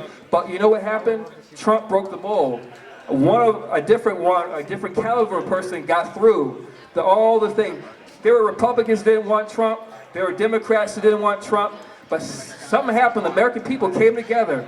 Do you realize if it wasn't for Democrats, Trump would not even probably be a candidate because they took Democrat votes. So you know what? Republicans and Democrats came together to unite to vote for Trump, to get someone who's outside the box. Somebody who's outside the box. And now who's fighting them? We have the establishment. You got all these people in the bureaucracy and everything. But we see results. Hispanic women are now in prime working age. They have jumped up the amount of employment by 2.2% in the points when it comes to the economy. The economy for women has improved. The unemployment rate for women, the unemployment for teenagers. Also, we talk about prison reform. For years, decades, we've been asking the Democrats, please give us prison reform. So many of us black people are in prison because of maybe the marijuana addiction charges and stuff, bad choices that we have made, but we want opportunity to get better. Finally, guess what happened? Trump gave us prison reform. Who gave us prison reform? Trump gave us prison reform. So, as black people, if we vote against these policies, we're voting against our own interests. Okay, so I'm sorry, Democrats, we gave you decades and decades and decades of our vote, but you just wanted to kill more of us through abortion. You didn't care. You gave us bad schools because you owned them. Cities. We have prison reform with a first step plan. That's another thing. We have ability now, if you're going to prison, you now have an opportunity to get your record changed and have an opportunity to get a job. Because you know what? When people are coming out of prison, they need to get a job. They need to become gainfully employed, big time. And if they are gainfully employed, they're not going to go to what? They're not going to go back to crime. He's created recidivism programs that prevent people from doing that, to discourage recidivism. That means going back to lifestyle of crime. These are things that Trump did and Republicans, with combination of Republican help. But this is not a time for politics, guys. This is a time for results, and this is why I'm a conservative. And I invite you all to join us. Join the family. You're welcome. You are welcome. Thank you, thank you. All right, so I want to open up the floor to some questions, and I know a lot of people have questions. You get one question, all right? You're not pulling up Brian and Costa over here asking 20 questions. So I'll let him get the first question, and then you'll see him disappear. No, I'm holding the mic. Holding the mic. Hello. Thanks for your time, guys. It's very brave for you guys to stand up here and be Republicans in a society we're living today. I really think it's valuable for you guys to be up here. Now, there's a lot of things that Maurice, correct? I wasn't here for the beginning. Maurice, you said a lot of things that I don't think were accurate. Prison reform for one. Second, you said that the president isn't racist, yet his rhetoric and his policies prove otherwise. You actually see him call Latin American nations shitholes. You also see him, all his immigration policies are anti-immigration, refugee cap is the lowest it ever has been, even though there hasn't been a single act of terrorism committed by any refugees in America. In addition to that, you also see the visa programs being diminished, the amount of people that are able to get legal status in America being diminished, specifically for Latin American nations or people in the Middle East. There's no other white nation that gets limited in these legal status in America. So for you to say that the president isn't racist is illogical, at least in my perspective.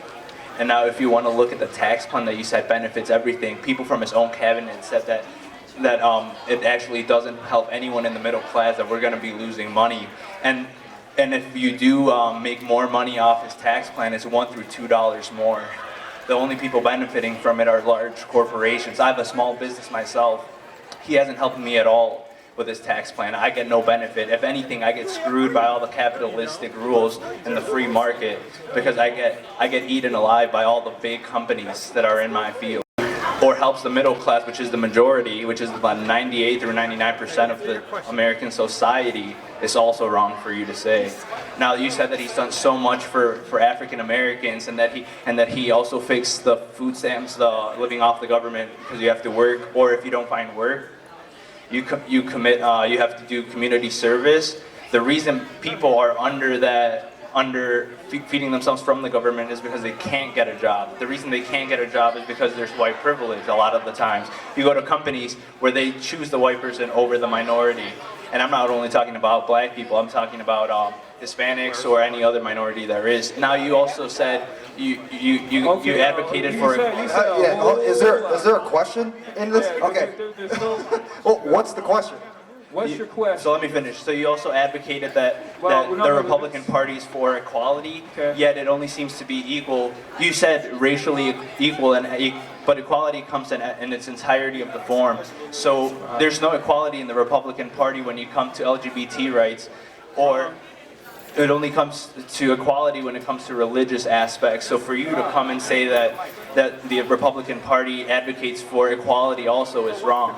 So can you further explain those points and how all of those benefit the minorities, not just black people? I'm talking minorities in general. That's a lot of discombobulated assertions and basic. I thought the same about your comments. It's a lot. Let him finish. I want to focus on, and I want you to know that I respect your opinion. I respect all your thoughts and everything. I do disagree with a lot of them and everything. It is true that Trump's policies have helped and benefited African Americans. We're the ones who are African Americans. We feel them. We sense them. Okay. We believe, not just we believe, but we also respect all of African Americans. We also respect Latinos as well. People can come to America legally. There's nothing wrong with people coming to America legally. To me, it's racist to assume that when we're talking about people coming here legally, that's a racist issue. It's racist. It's racist to consider that, okay, if I talk about illegal immigration, a person who's breaking the law, if I talk about a person who's breaking the law, automatically you identify all Latinos as lawbreakers. It wasn't Republicans. It wasn't me. You did that because the Democrat mind is racist. You can't help it. I'm just saying, you just can't help it because everything they told you is about race. So everything you automatically project the own sense of racism, your own thinking of racism onto very people who got an end of racism, who fought against racism, who promoted liberty, and who believes in equality. It doesn't matter if you're homosexual. Everyone is human. Everyone has value. We believe in all human life, regardless of whether you like men, boys like all that kind of stuff. We accept every human life has value. That's the thing you gotta understand. So we're not the ones who are belittling and just restricting people. We believe in unity. We believe in equality. And there are conservatives who are homosexuals. A lot of people there are a bunch of people on Turning Point are homosexuals, but they're conservative. So what the left does, like I said, they project and they try to divide our country so many times. They'll take back in the day, they took the Polish who were over here, they put the black people on this side of the community, they put the Latinos here, and they segregated everybody so they can be lords over each of the different distinct groups. That's racism. That's the Democrat Party, so they can control them all, control the narratives. And all they heard was that one narrative, all they heard. But here we are a part of a union. We're not just, we're not a Confederate party. Republicans were never the Confederate Party that separated people. That's still the Democrat Party today. Thank you. Thank you. I gotta get going. So don't touch the mic. All right. So first, it's a two-part thing. I'm not sure your stance on the legalization of marijuana. If you could clarify that, and then depending on the clarification, I would like to ask a follow-up question.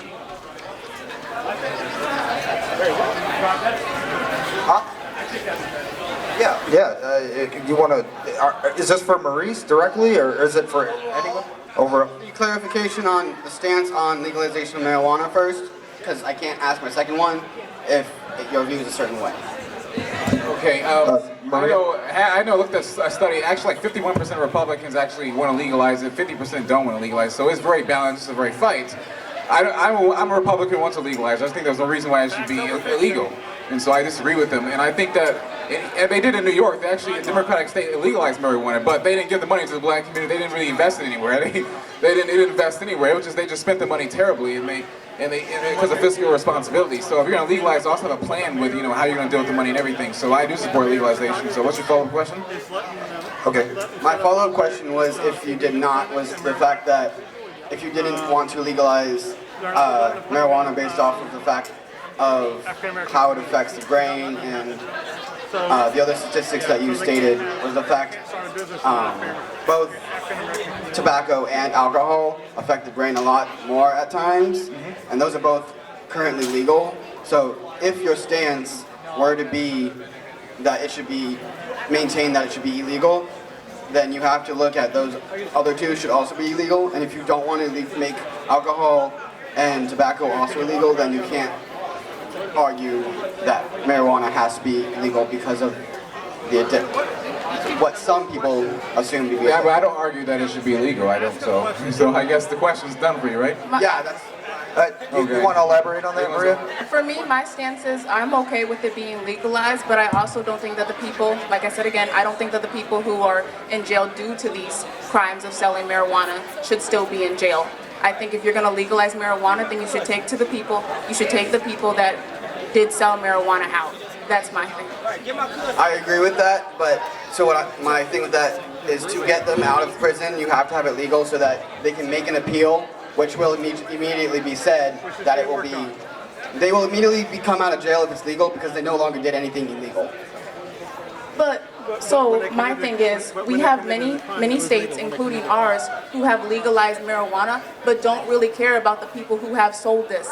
And the reason why I get so frustrated with this is because you have big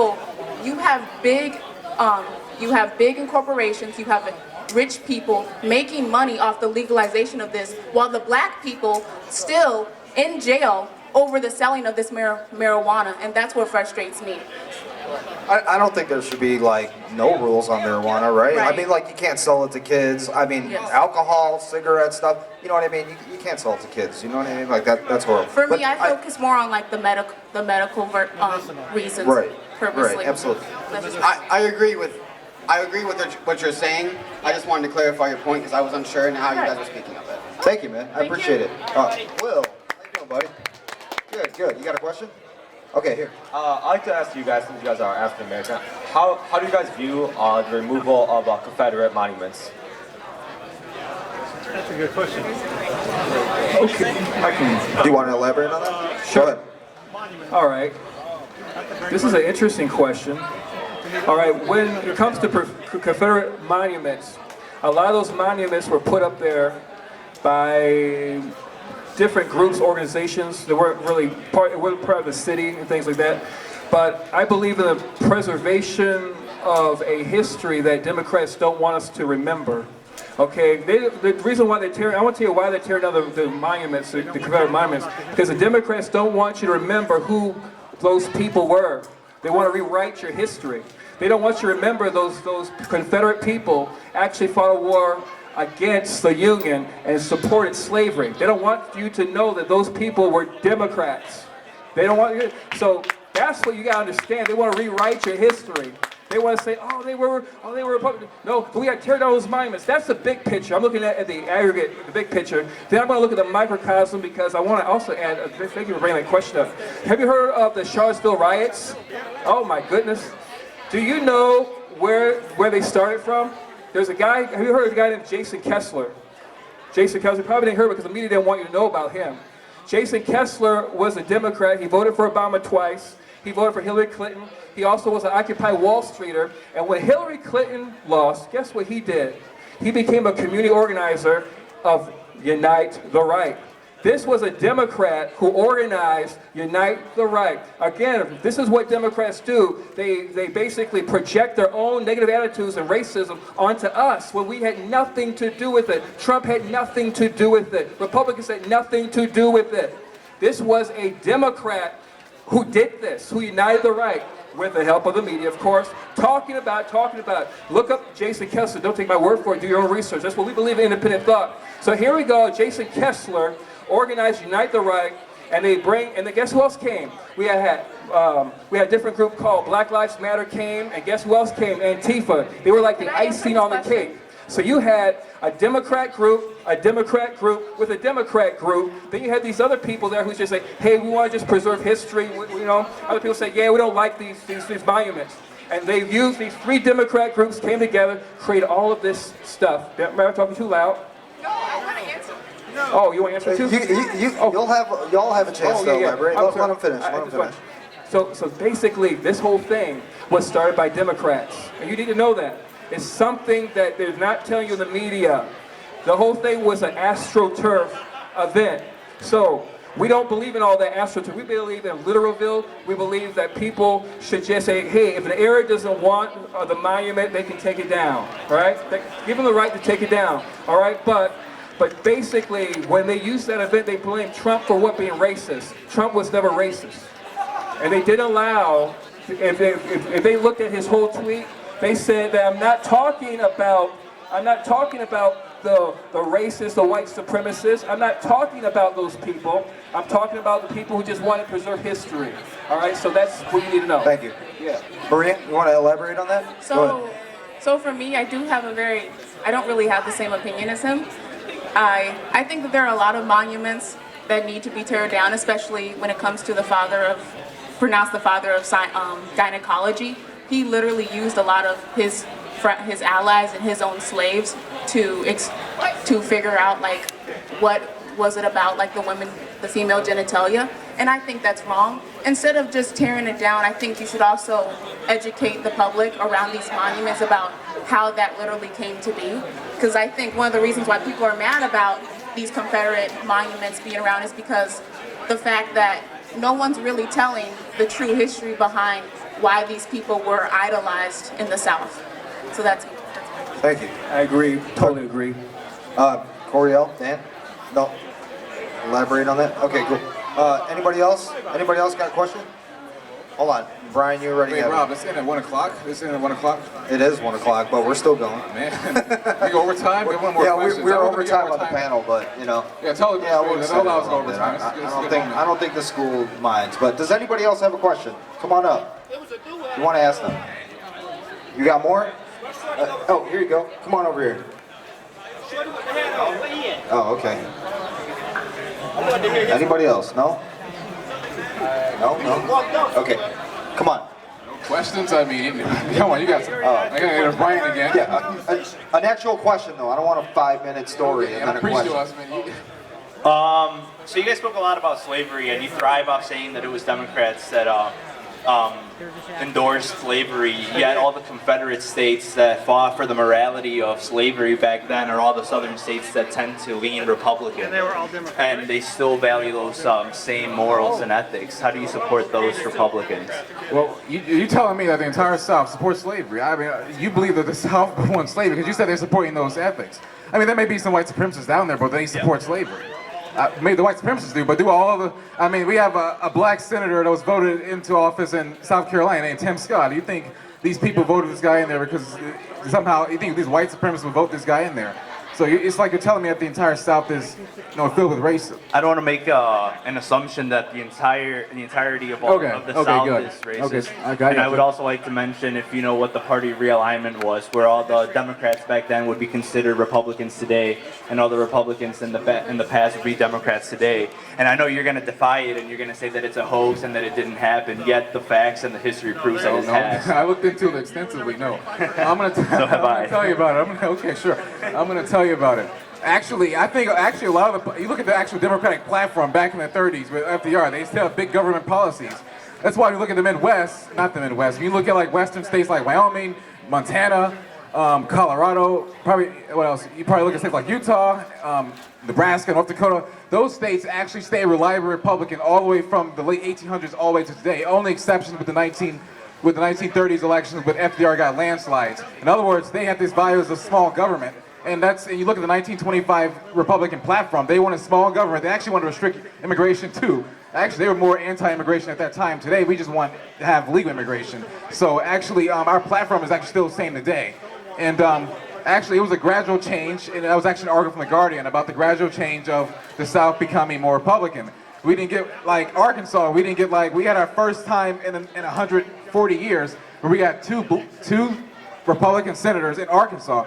Keep in mind, Arkansas was the state where the Little Rock Nine happened, where we had, when we had the segregation of school, where they said that those 9 black students can go to that school. That was a racist state. It was simply racist. And we finally, in the year 2015, had 2 Republican senators at the same time. Beforehand, we had Democrats. So the South was gradually. I believe that the South became Republican because, I think the Democratic Party just started to scare the hell out of them. They wanted abortions.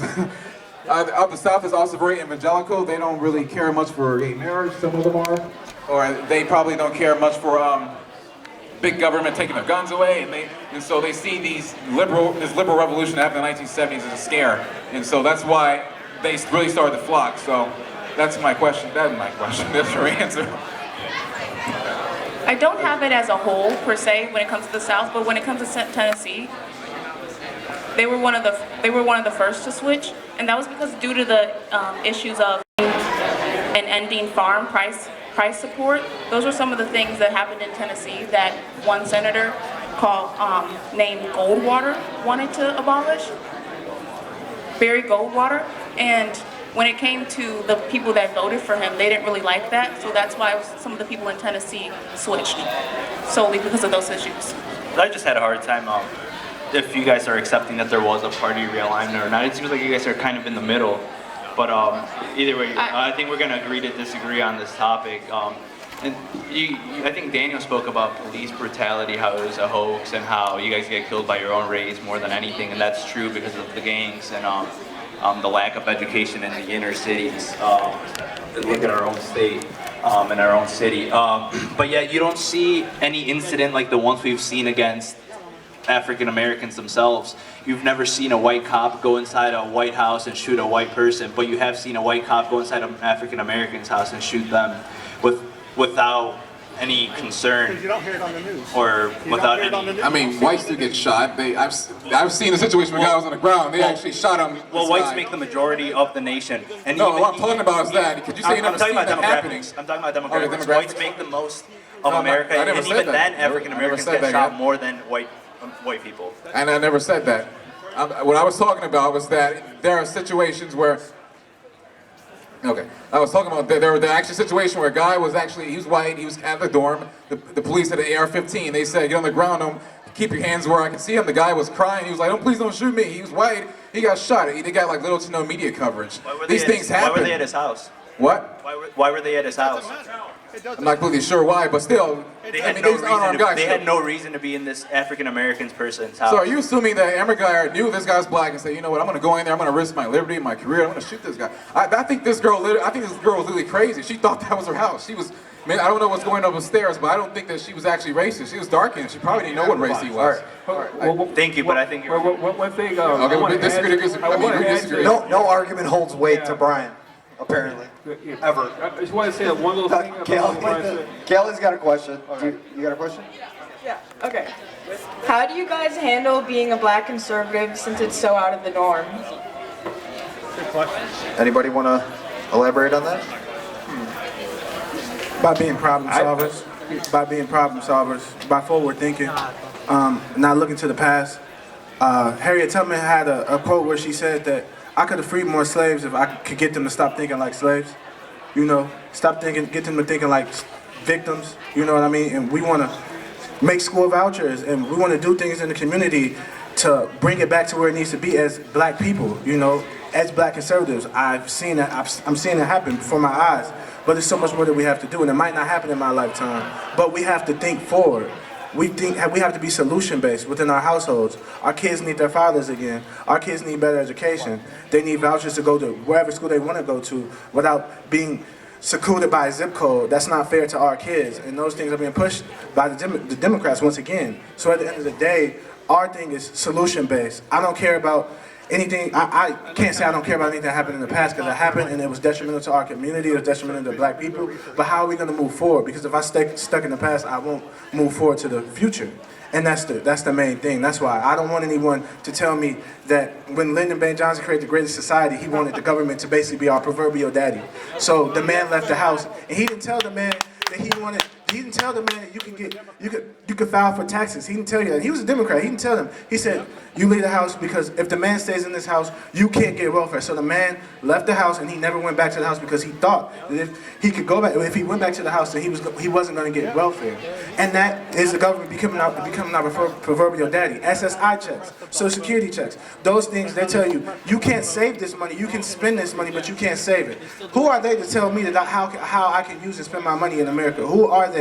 Those are all Democratic policies once again. You have SNAP. So if you have SNAP and EBT, you can't use SNAP and EBT if you make enough money. So basically what they're doing is rewarding you for being poor. That's what they've done to the black community, is rewarded us for being poor and made us dependent upon the government. And how is that fair to us? I grew up on welfare. And it was detrimental to me.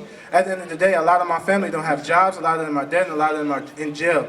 You have more self-fulfillment when you get it on your own. I'm not saying that it should be completely abolished. I don't think anyone disagrees with that. We, of course, should have public school and police stations and so on and so on. But at the end of the day, when are we gonna look to each other for certain things and better our community that way? It's a better way to do it. Thank you. Maria, you want to elaborate? I think some of the ways that you kind of struggle as a conservative African American is that you're automatically assumed of being a traitor and that you hate yourself. When in actuality, that truly isn't the thing.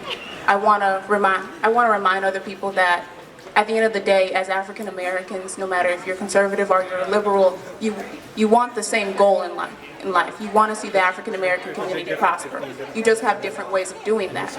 It doesn't mean that I hate African Americans, I don't hate myself, or that I'm only wanting to be a part of white communities. I think it's just about different perspectives and different goals. Thank you. Thank you, Kayla. Appreciate that. Andreas, you got a question? Go ahead. Hi guys, you mentioned earlier I think one of you guys mentioned historical inaccuracies. You mentioned that they were rewriting history. They are. And I'd like for all of you, in your personal opinion, to answer this question, but specifically, in each of your own opinions, what is the biggest historical inaccuracy that you have seen when talking about Black America and talking about African American history? First? Okay, the biggest one is the aspect of, I would say probably the idea that black people were always Democrat. We were never always Democrat, we were Republican.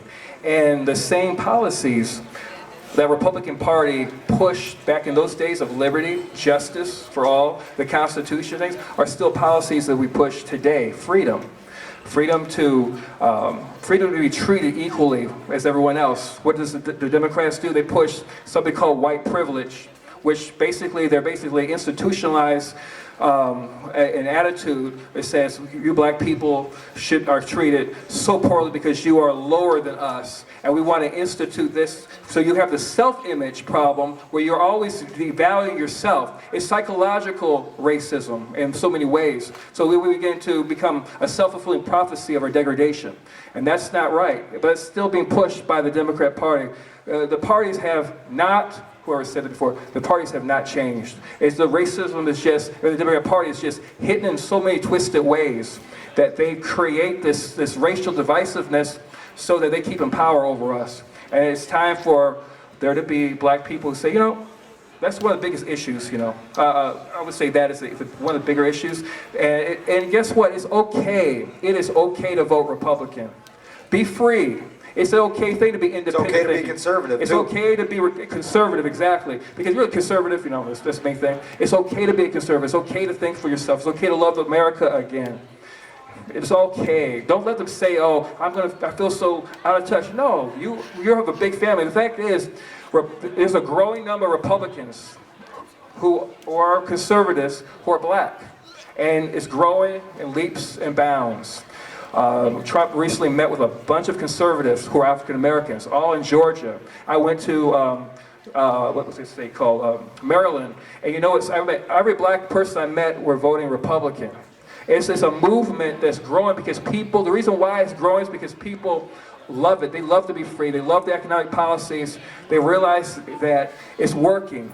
And finally, they're learning about the history of America and their heritage. And that's a good thing. That's why there's a growing number of blacks who are voting black to the Republican Party.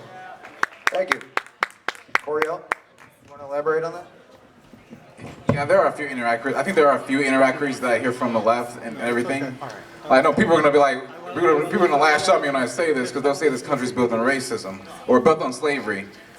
Not exactly, because the Pilgrims came here for religious freedom and they become here like slaves, not until like centuries later, and that's when we started having slaves. And I would say the South's economy was built on slavery, but it was going to go out of business long ago. The founding fathers, George Washington, he freed his slaves, and they said, you know, don't worry about slavery. Within the next 20 years, it'll go out. It's not going to be here no longer. But what they didn't know was that the tobacco industry and the cotton industry would expand, and slavery would prolong into the country.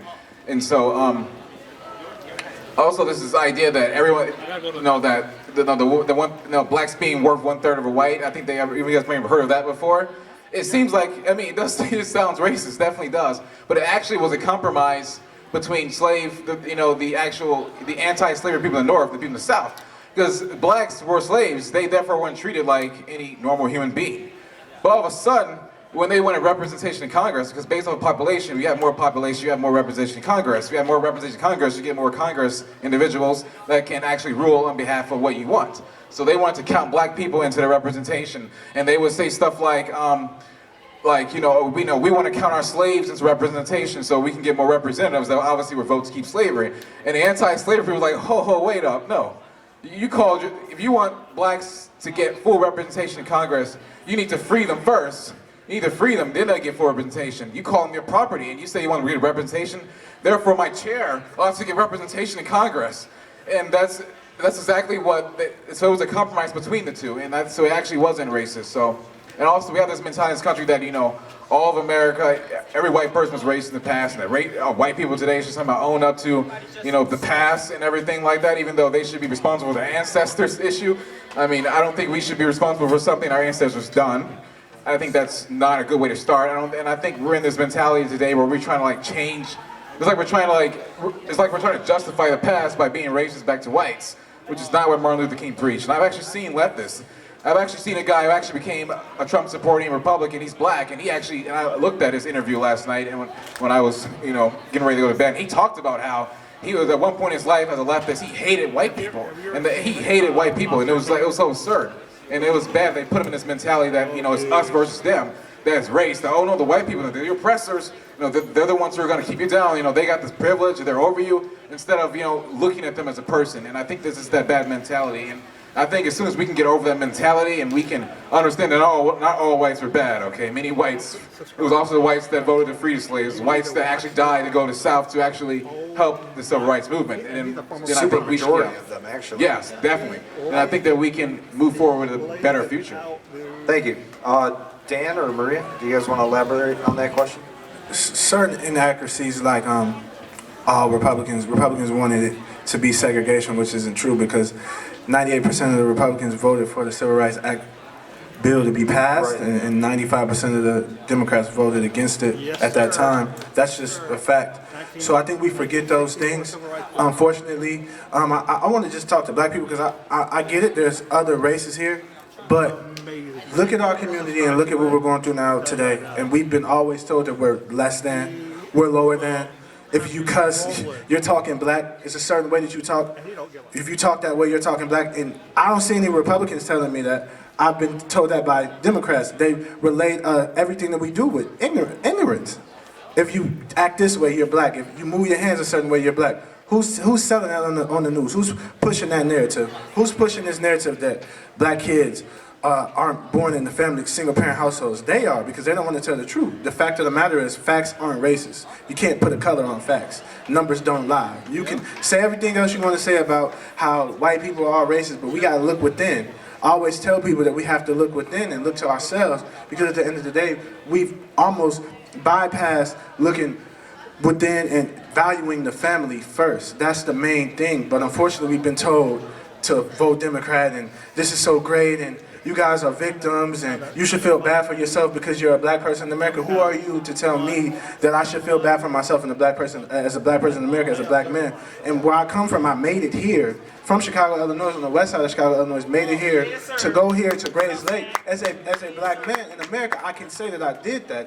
That might be anecdotal, but that's the truth. If I can do it, there's other black, and that's the narrative that we need to push. If we can do it, if Coriel can do it, if Maria can do it, if Hilton can do it, and my man over here, Tristan, can do it, everybody can do it. That narrative needs to be pushed. It's not just, I don't even want to make it just about black versus white. I want to make it about us being able to forward think, to move forward. It's about American. Because at the end of the day, what the Democratic Party has done is racialized everything and made it like, oh, well, every black person is dumb. And like I keep saying, they keep pushing this narrative, and that's not the case. We have so much things that we have to deal with within our community. Besides even police brutality, we got at least, besides racism, we got at least 20 to 25 issues in our community that we have to deal with before we can talk about police brutality, because we kill each other every day. Like I said, there were murders on top of murders on top of murders in Chicago when Obama was in office. No one wants to talk about that. Poverty rate, people the welfare, people getting on welfare again, it going back up once again. Those things are real, and those are real facts. You can't put a color on that. It's just the truth. If we don't start within, then at the end of the day, we'll be detrimental to each other and we'll self-destruct. Thank you. Amen to that. I think one of the things that I personally hated, especially like throughout school, was how they always started African American history off as being slaves. And I think that's emotionally draining to a child, especially when that's when their first encounter is with their own history. I think the fact that our education system is so twisted to where African Americans have always have to see themselves in a oppressed light, I think is horrible. I think you should also implement other historical eras where you actually see African Americans in power and prospering, because there are times in America like that. Thank you. No, I just wanted to say thank you for answering that question, because that's something I never even thought about, that last comment, so thank you. Thank you, Andres. All right, Jordan, you got a question? Yes. All right, buddy. First, I wanted to thank you all for coming. I really appreciate it. And here's my question. Why do you think leftists have any minority supporters when three leftists, Hitler, Stalin, and Mao Zedong, have caused more deaths and discrimination? Repeat that first part again? Sorry about that. No problem. Why do you think leftists have any minority supporters when three leftists, Hitler, Stalin, and Mao Zedong, have caused more deaths and discrimination of minorities than the entire history of the right? It's a lack of knowledge. People are not told this in their history class. Many of the teachers happen to be Marxists. They are the very people who believe in the same exact philosophy that caused the tyranny. You see, what actually killed John F. Kennedy was an ideology. It's the ideology of communism, it's socialism. That's what killed him. And that ideology is still resident in the Democrat Party or in the liberal system of thought. And so many of our college professors right now are socialists, are Marxists. So they can't tell them the reality of their history, because then they would be impugned as fascists. They don't want people to know that that the history of these people led to so many deaths. And even right now, in Venezuela right now, the philosophy of the socialism is killing so many Latinos. And yet Bernie Sanders is supporting, we love what Maduro's doing, but look at the people eating their dogs, their cats, their animals. They're killing the people, running them over by tanks. That's socialism, folks. That's why we should hate that. But the only party that's supporting socialism and Nazi is the more the word we'll call Nazism is fortunately the Democrat Party. And this is why we're not Democrats, we're conservatives. You know what I'm saying? So it's just a lack of knowledge, and the teachers are not teaching the history, or the people are not curious enough to know about the history. I encourage you all to do your own thinking and learn about the history of this country and learn about the history of socialism, because they've killed so many millions, hundreds of millions of people. Thank you. Thanks. I think also the news gives us a narrative what they believe and what they want to agree. And my parents always told me, if you really want to know about history, learn about the winner side and the loser side, to where you can actually get the truth of the event and what actually happened. And I don't think the news really does that for us. I think in order for us to truly get clear truth about any event that happened within the news, from minute things to a national scale, we have to look at both sides. Thank you. Something on this, actually. Do you want to say something? Go ahead. Yeah, and I just hate to have this mentality that, if you're black, you therefore must vote Democrat. And I've had that, and I heard people like, your Uncle Tom, you're a sellout and all these things. And I tell them I'm a sellout to facts and reason. That's what I've sold out to. I've sold out to research. And I'm not going to be indoctrinated and assume that based off my skin color, I should vote a certain way. We got politicians in the Democratic Party who want third trimester abortion. I'm not going to vote for someone who's going to allow third trimester abortions. That's a monstrous, horrible person. I would never vote for that person. I just hate all their policies. You want me to vote for the people that are controlled by Mike Madigan in this state? Why our pension unions are out of control, our pensions are not paid for, we're underfunded, we're in debt, we're without the worst credit. This state is essentially going to hell. You want me to keep voting for these politicians? We need fiscal conservatism. And I think it's absurd. We just keep going back and forth about, how my skin color should somehow matter with these votes, and that I should somehow assume that I should somehow automatically just vote Democrat without any question, without actually free thinking. I think that's absurd.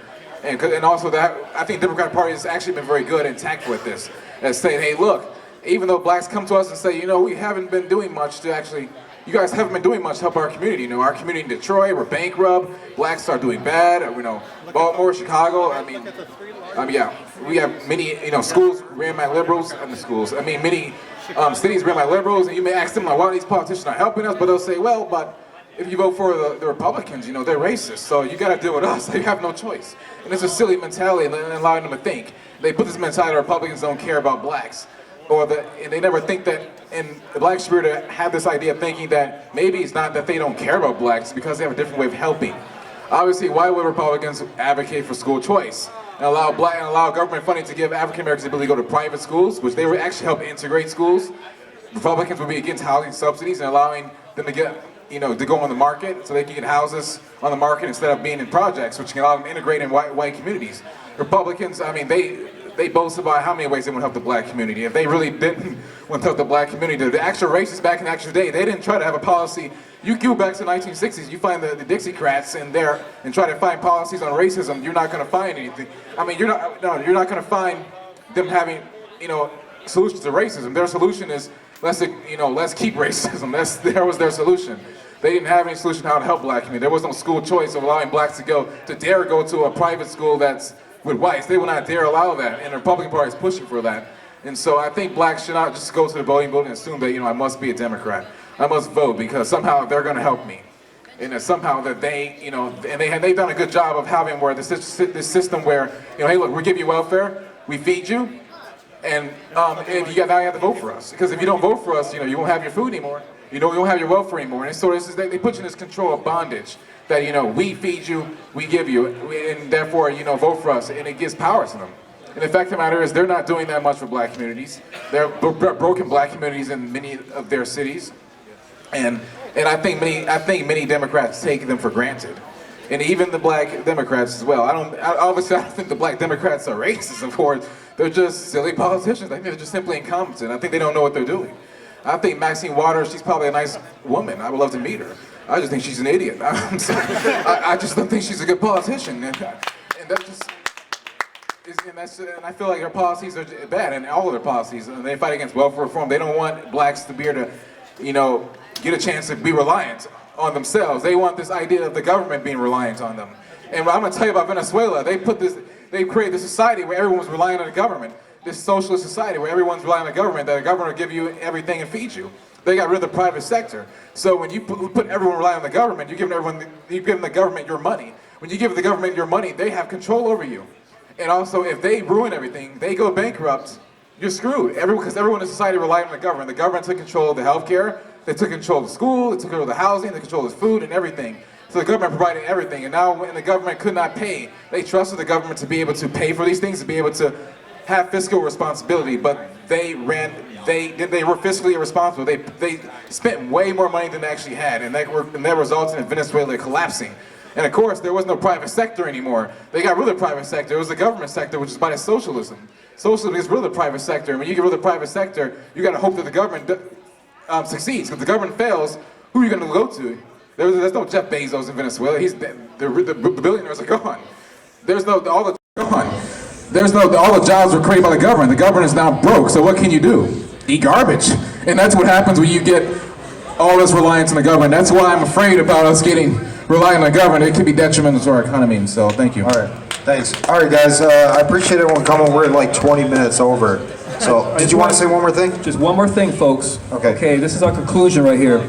So, if you love and value freedom of speech, religious freedom, freedom of assembly, future generations of America, racial equality, if you love and value human life, personal responsibility, good, honest, out of your politicians and leaders, if you love and value your Second Amendment constitutional right to own your own firearm to protect yourself, if you love and value wanting the best for your children, solving problems and people who solve problems, not create them, if you love and value sound thinking, good judgment, all your constitutional freedoms, if you love and value your economic freedom that capitalism affords, if you love and value parental rights, the right to raise your child as you want them to be raised, if you love and value educational accountability, truth, mutual respect, if you love and value the right of privacy, your national security, if you love and value a decent job and a job well done, if you love and value low unemployment, low taxes so that you keep more of your own money, if you love and value strong families, a government that solves problems, not makes them, if you love and value schools that educate, not indoctrinate, if you love and value media accountability, the right to life, liberty, the pursuit of happiness, if you love and value judicial accountability, equal access under law, and just having fun, good news, you're a Republican. Now let's all get together and get involved. Thank you, everyone. Appreciate you. We meet at 4 p.m. or 3 p.m. if you want to come to the meeting. So please do.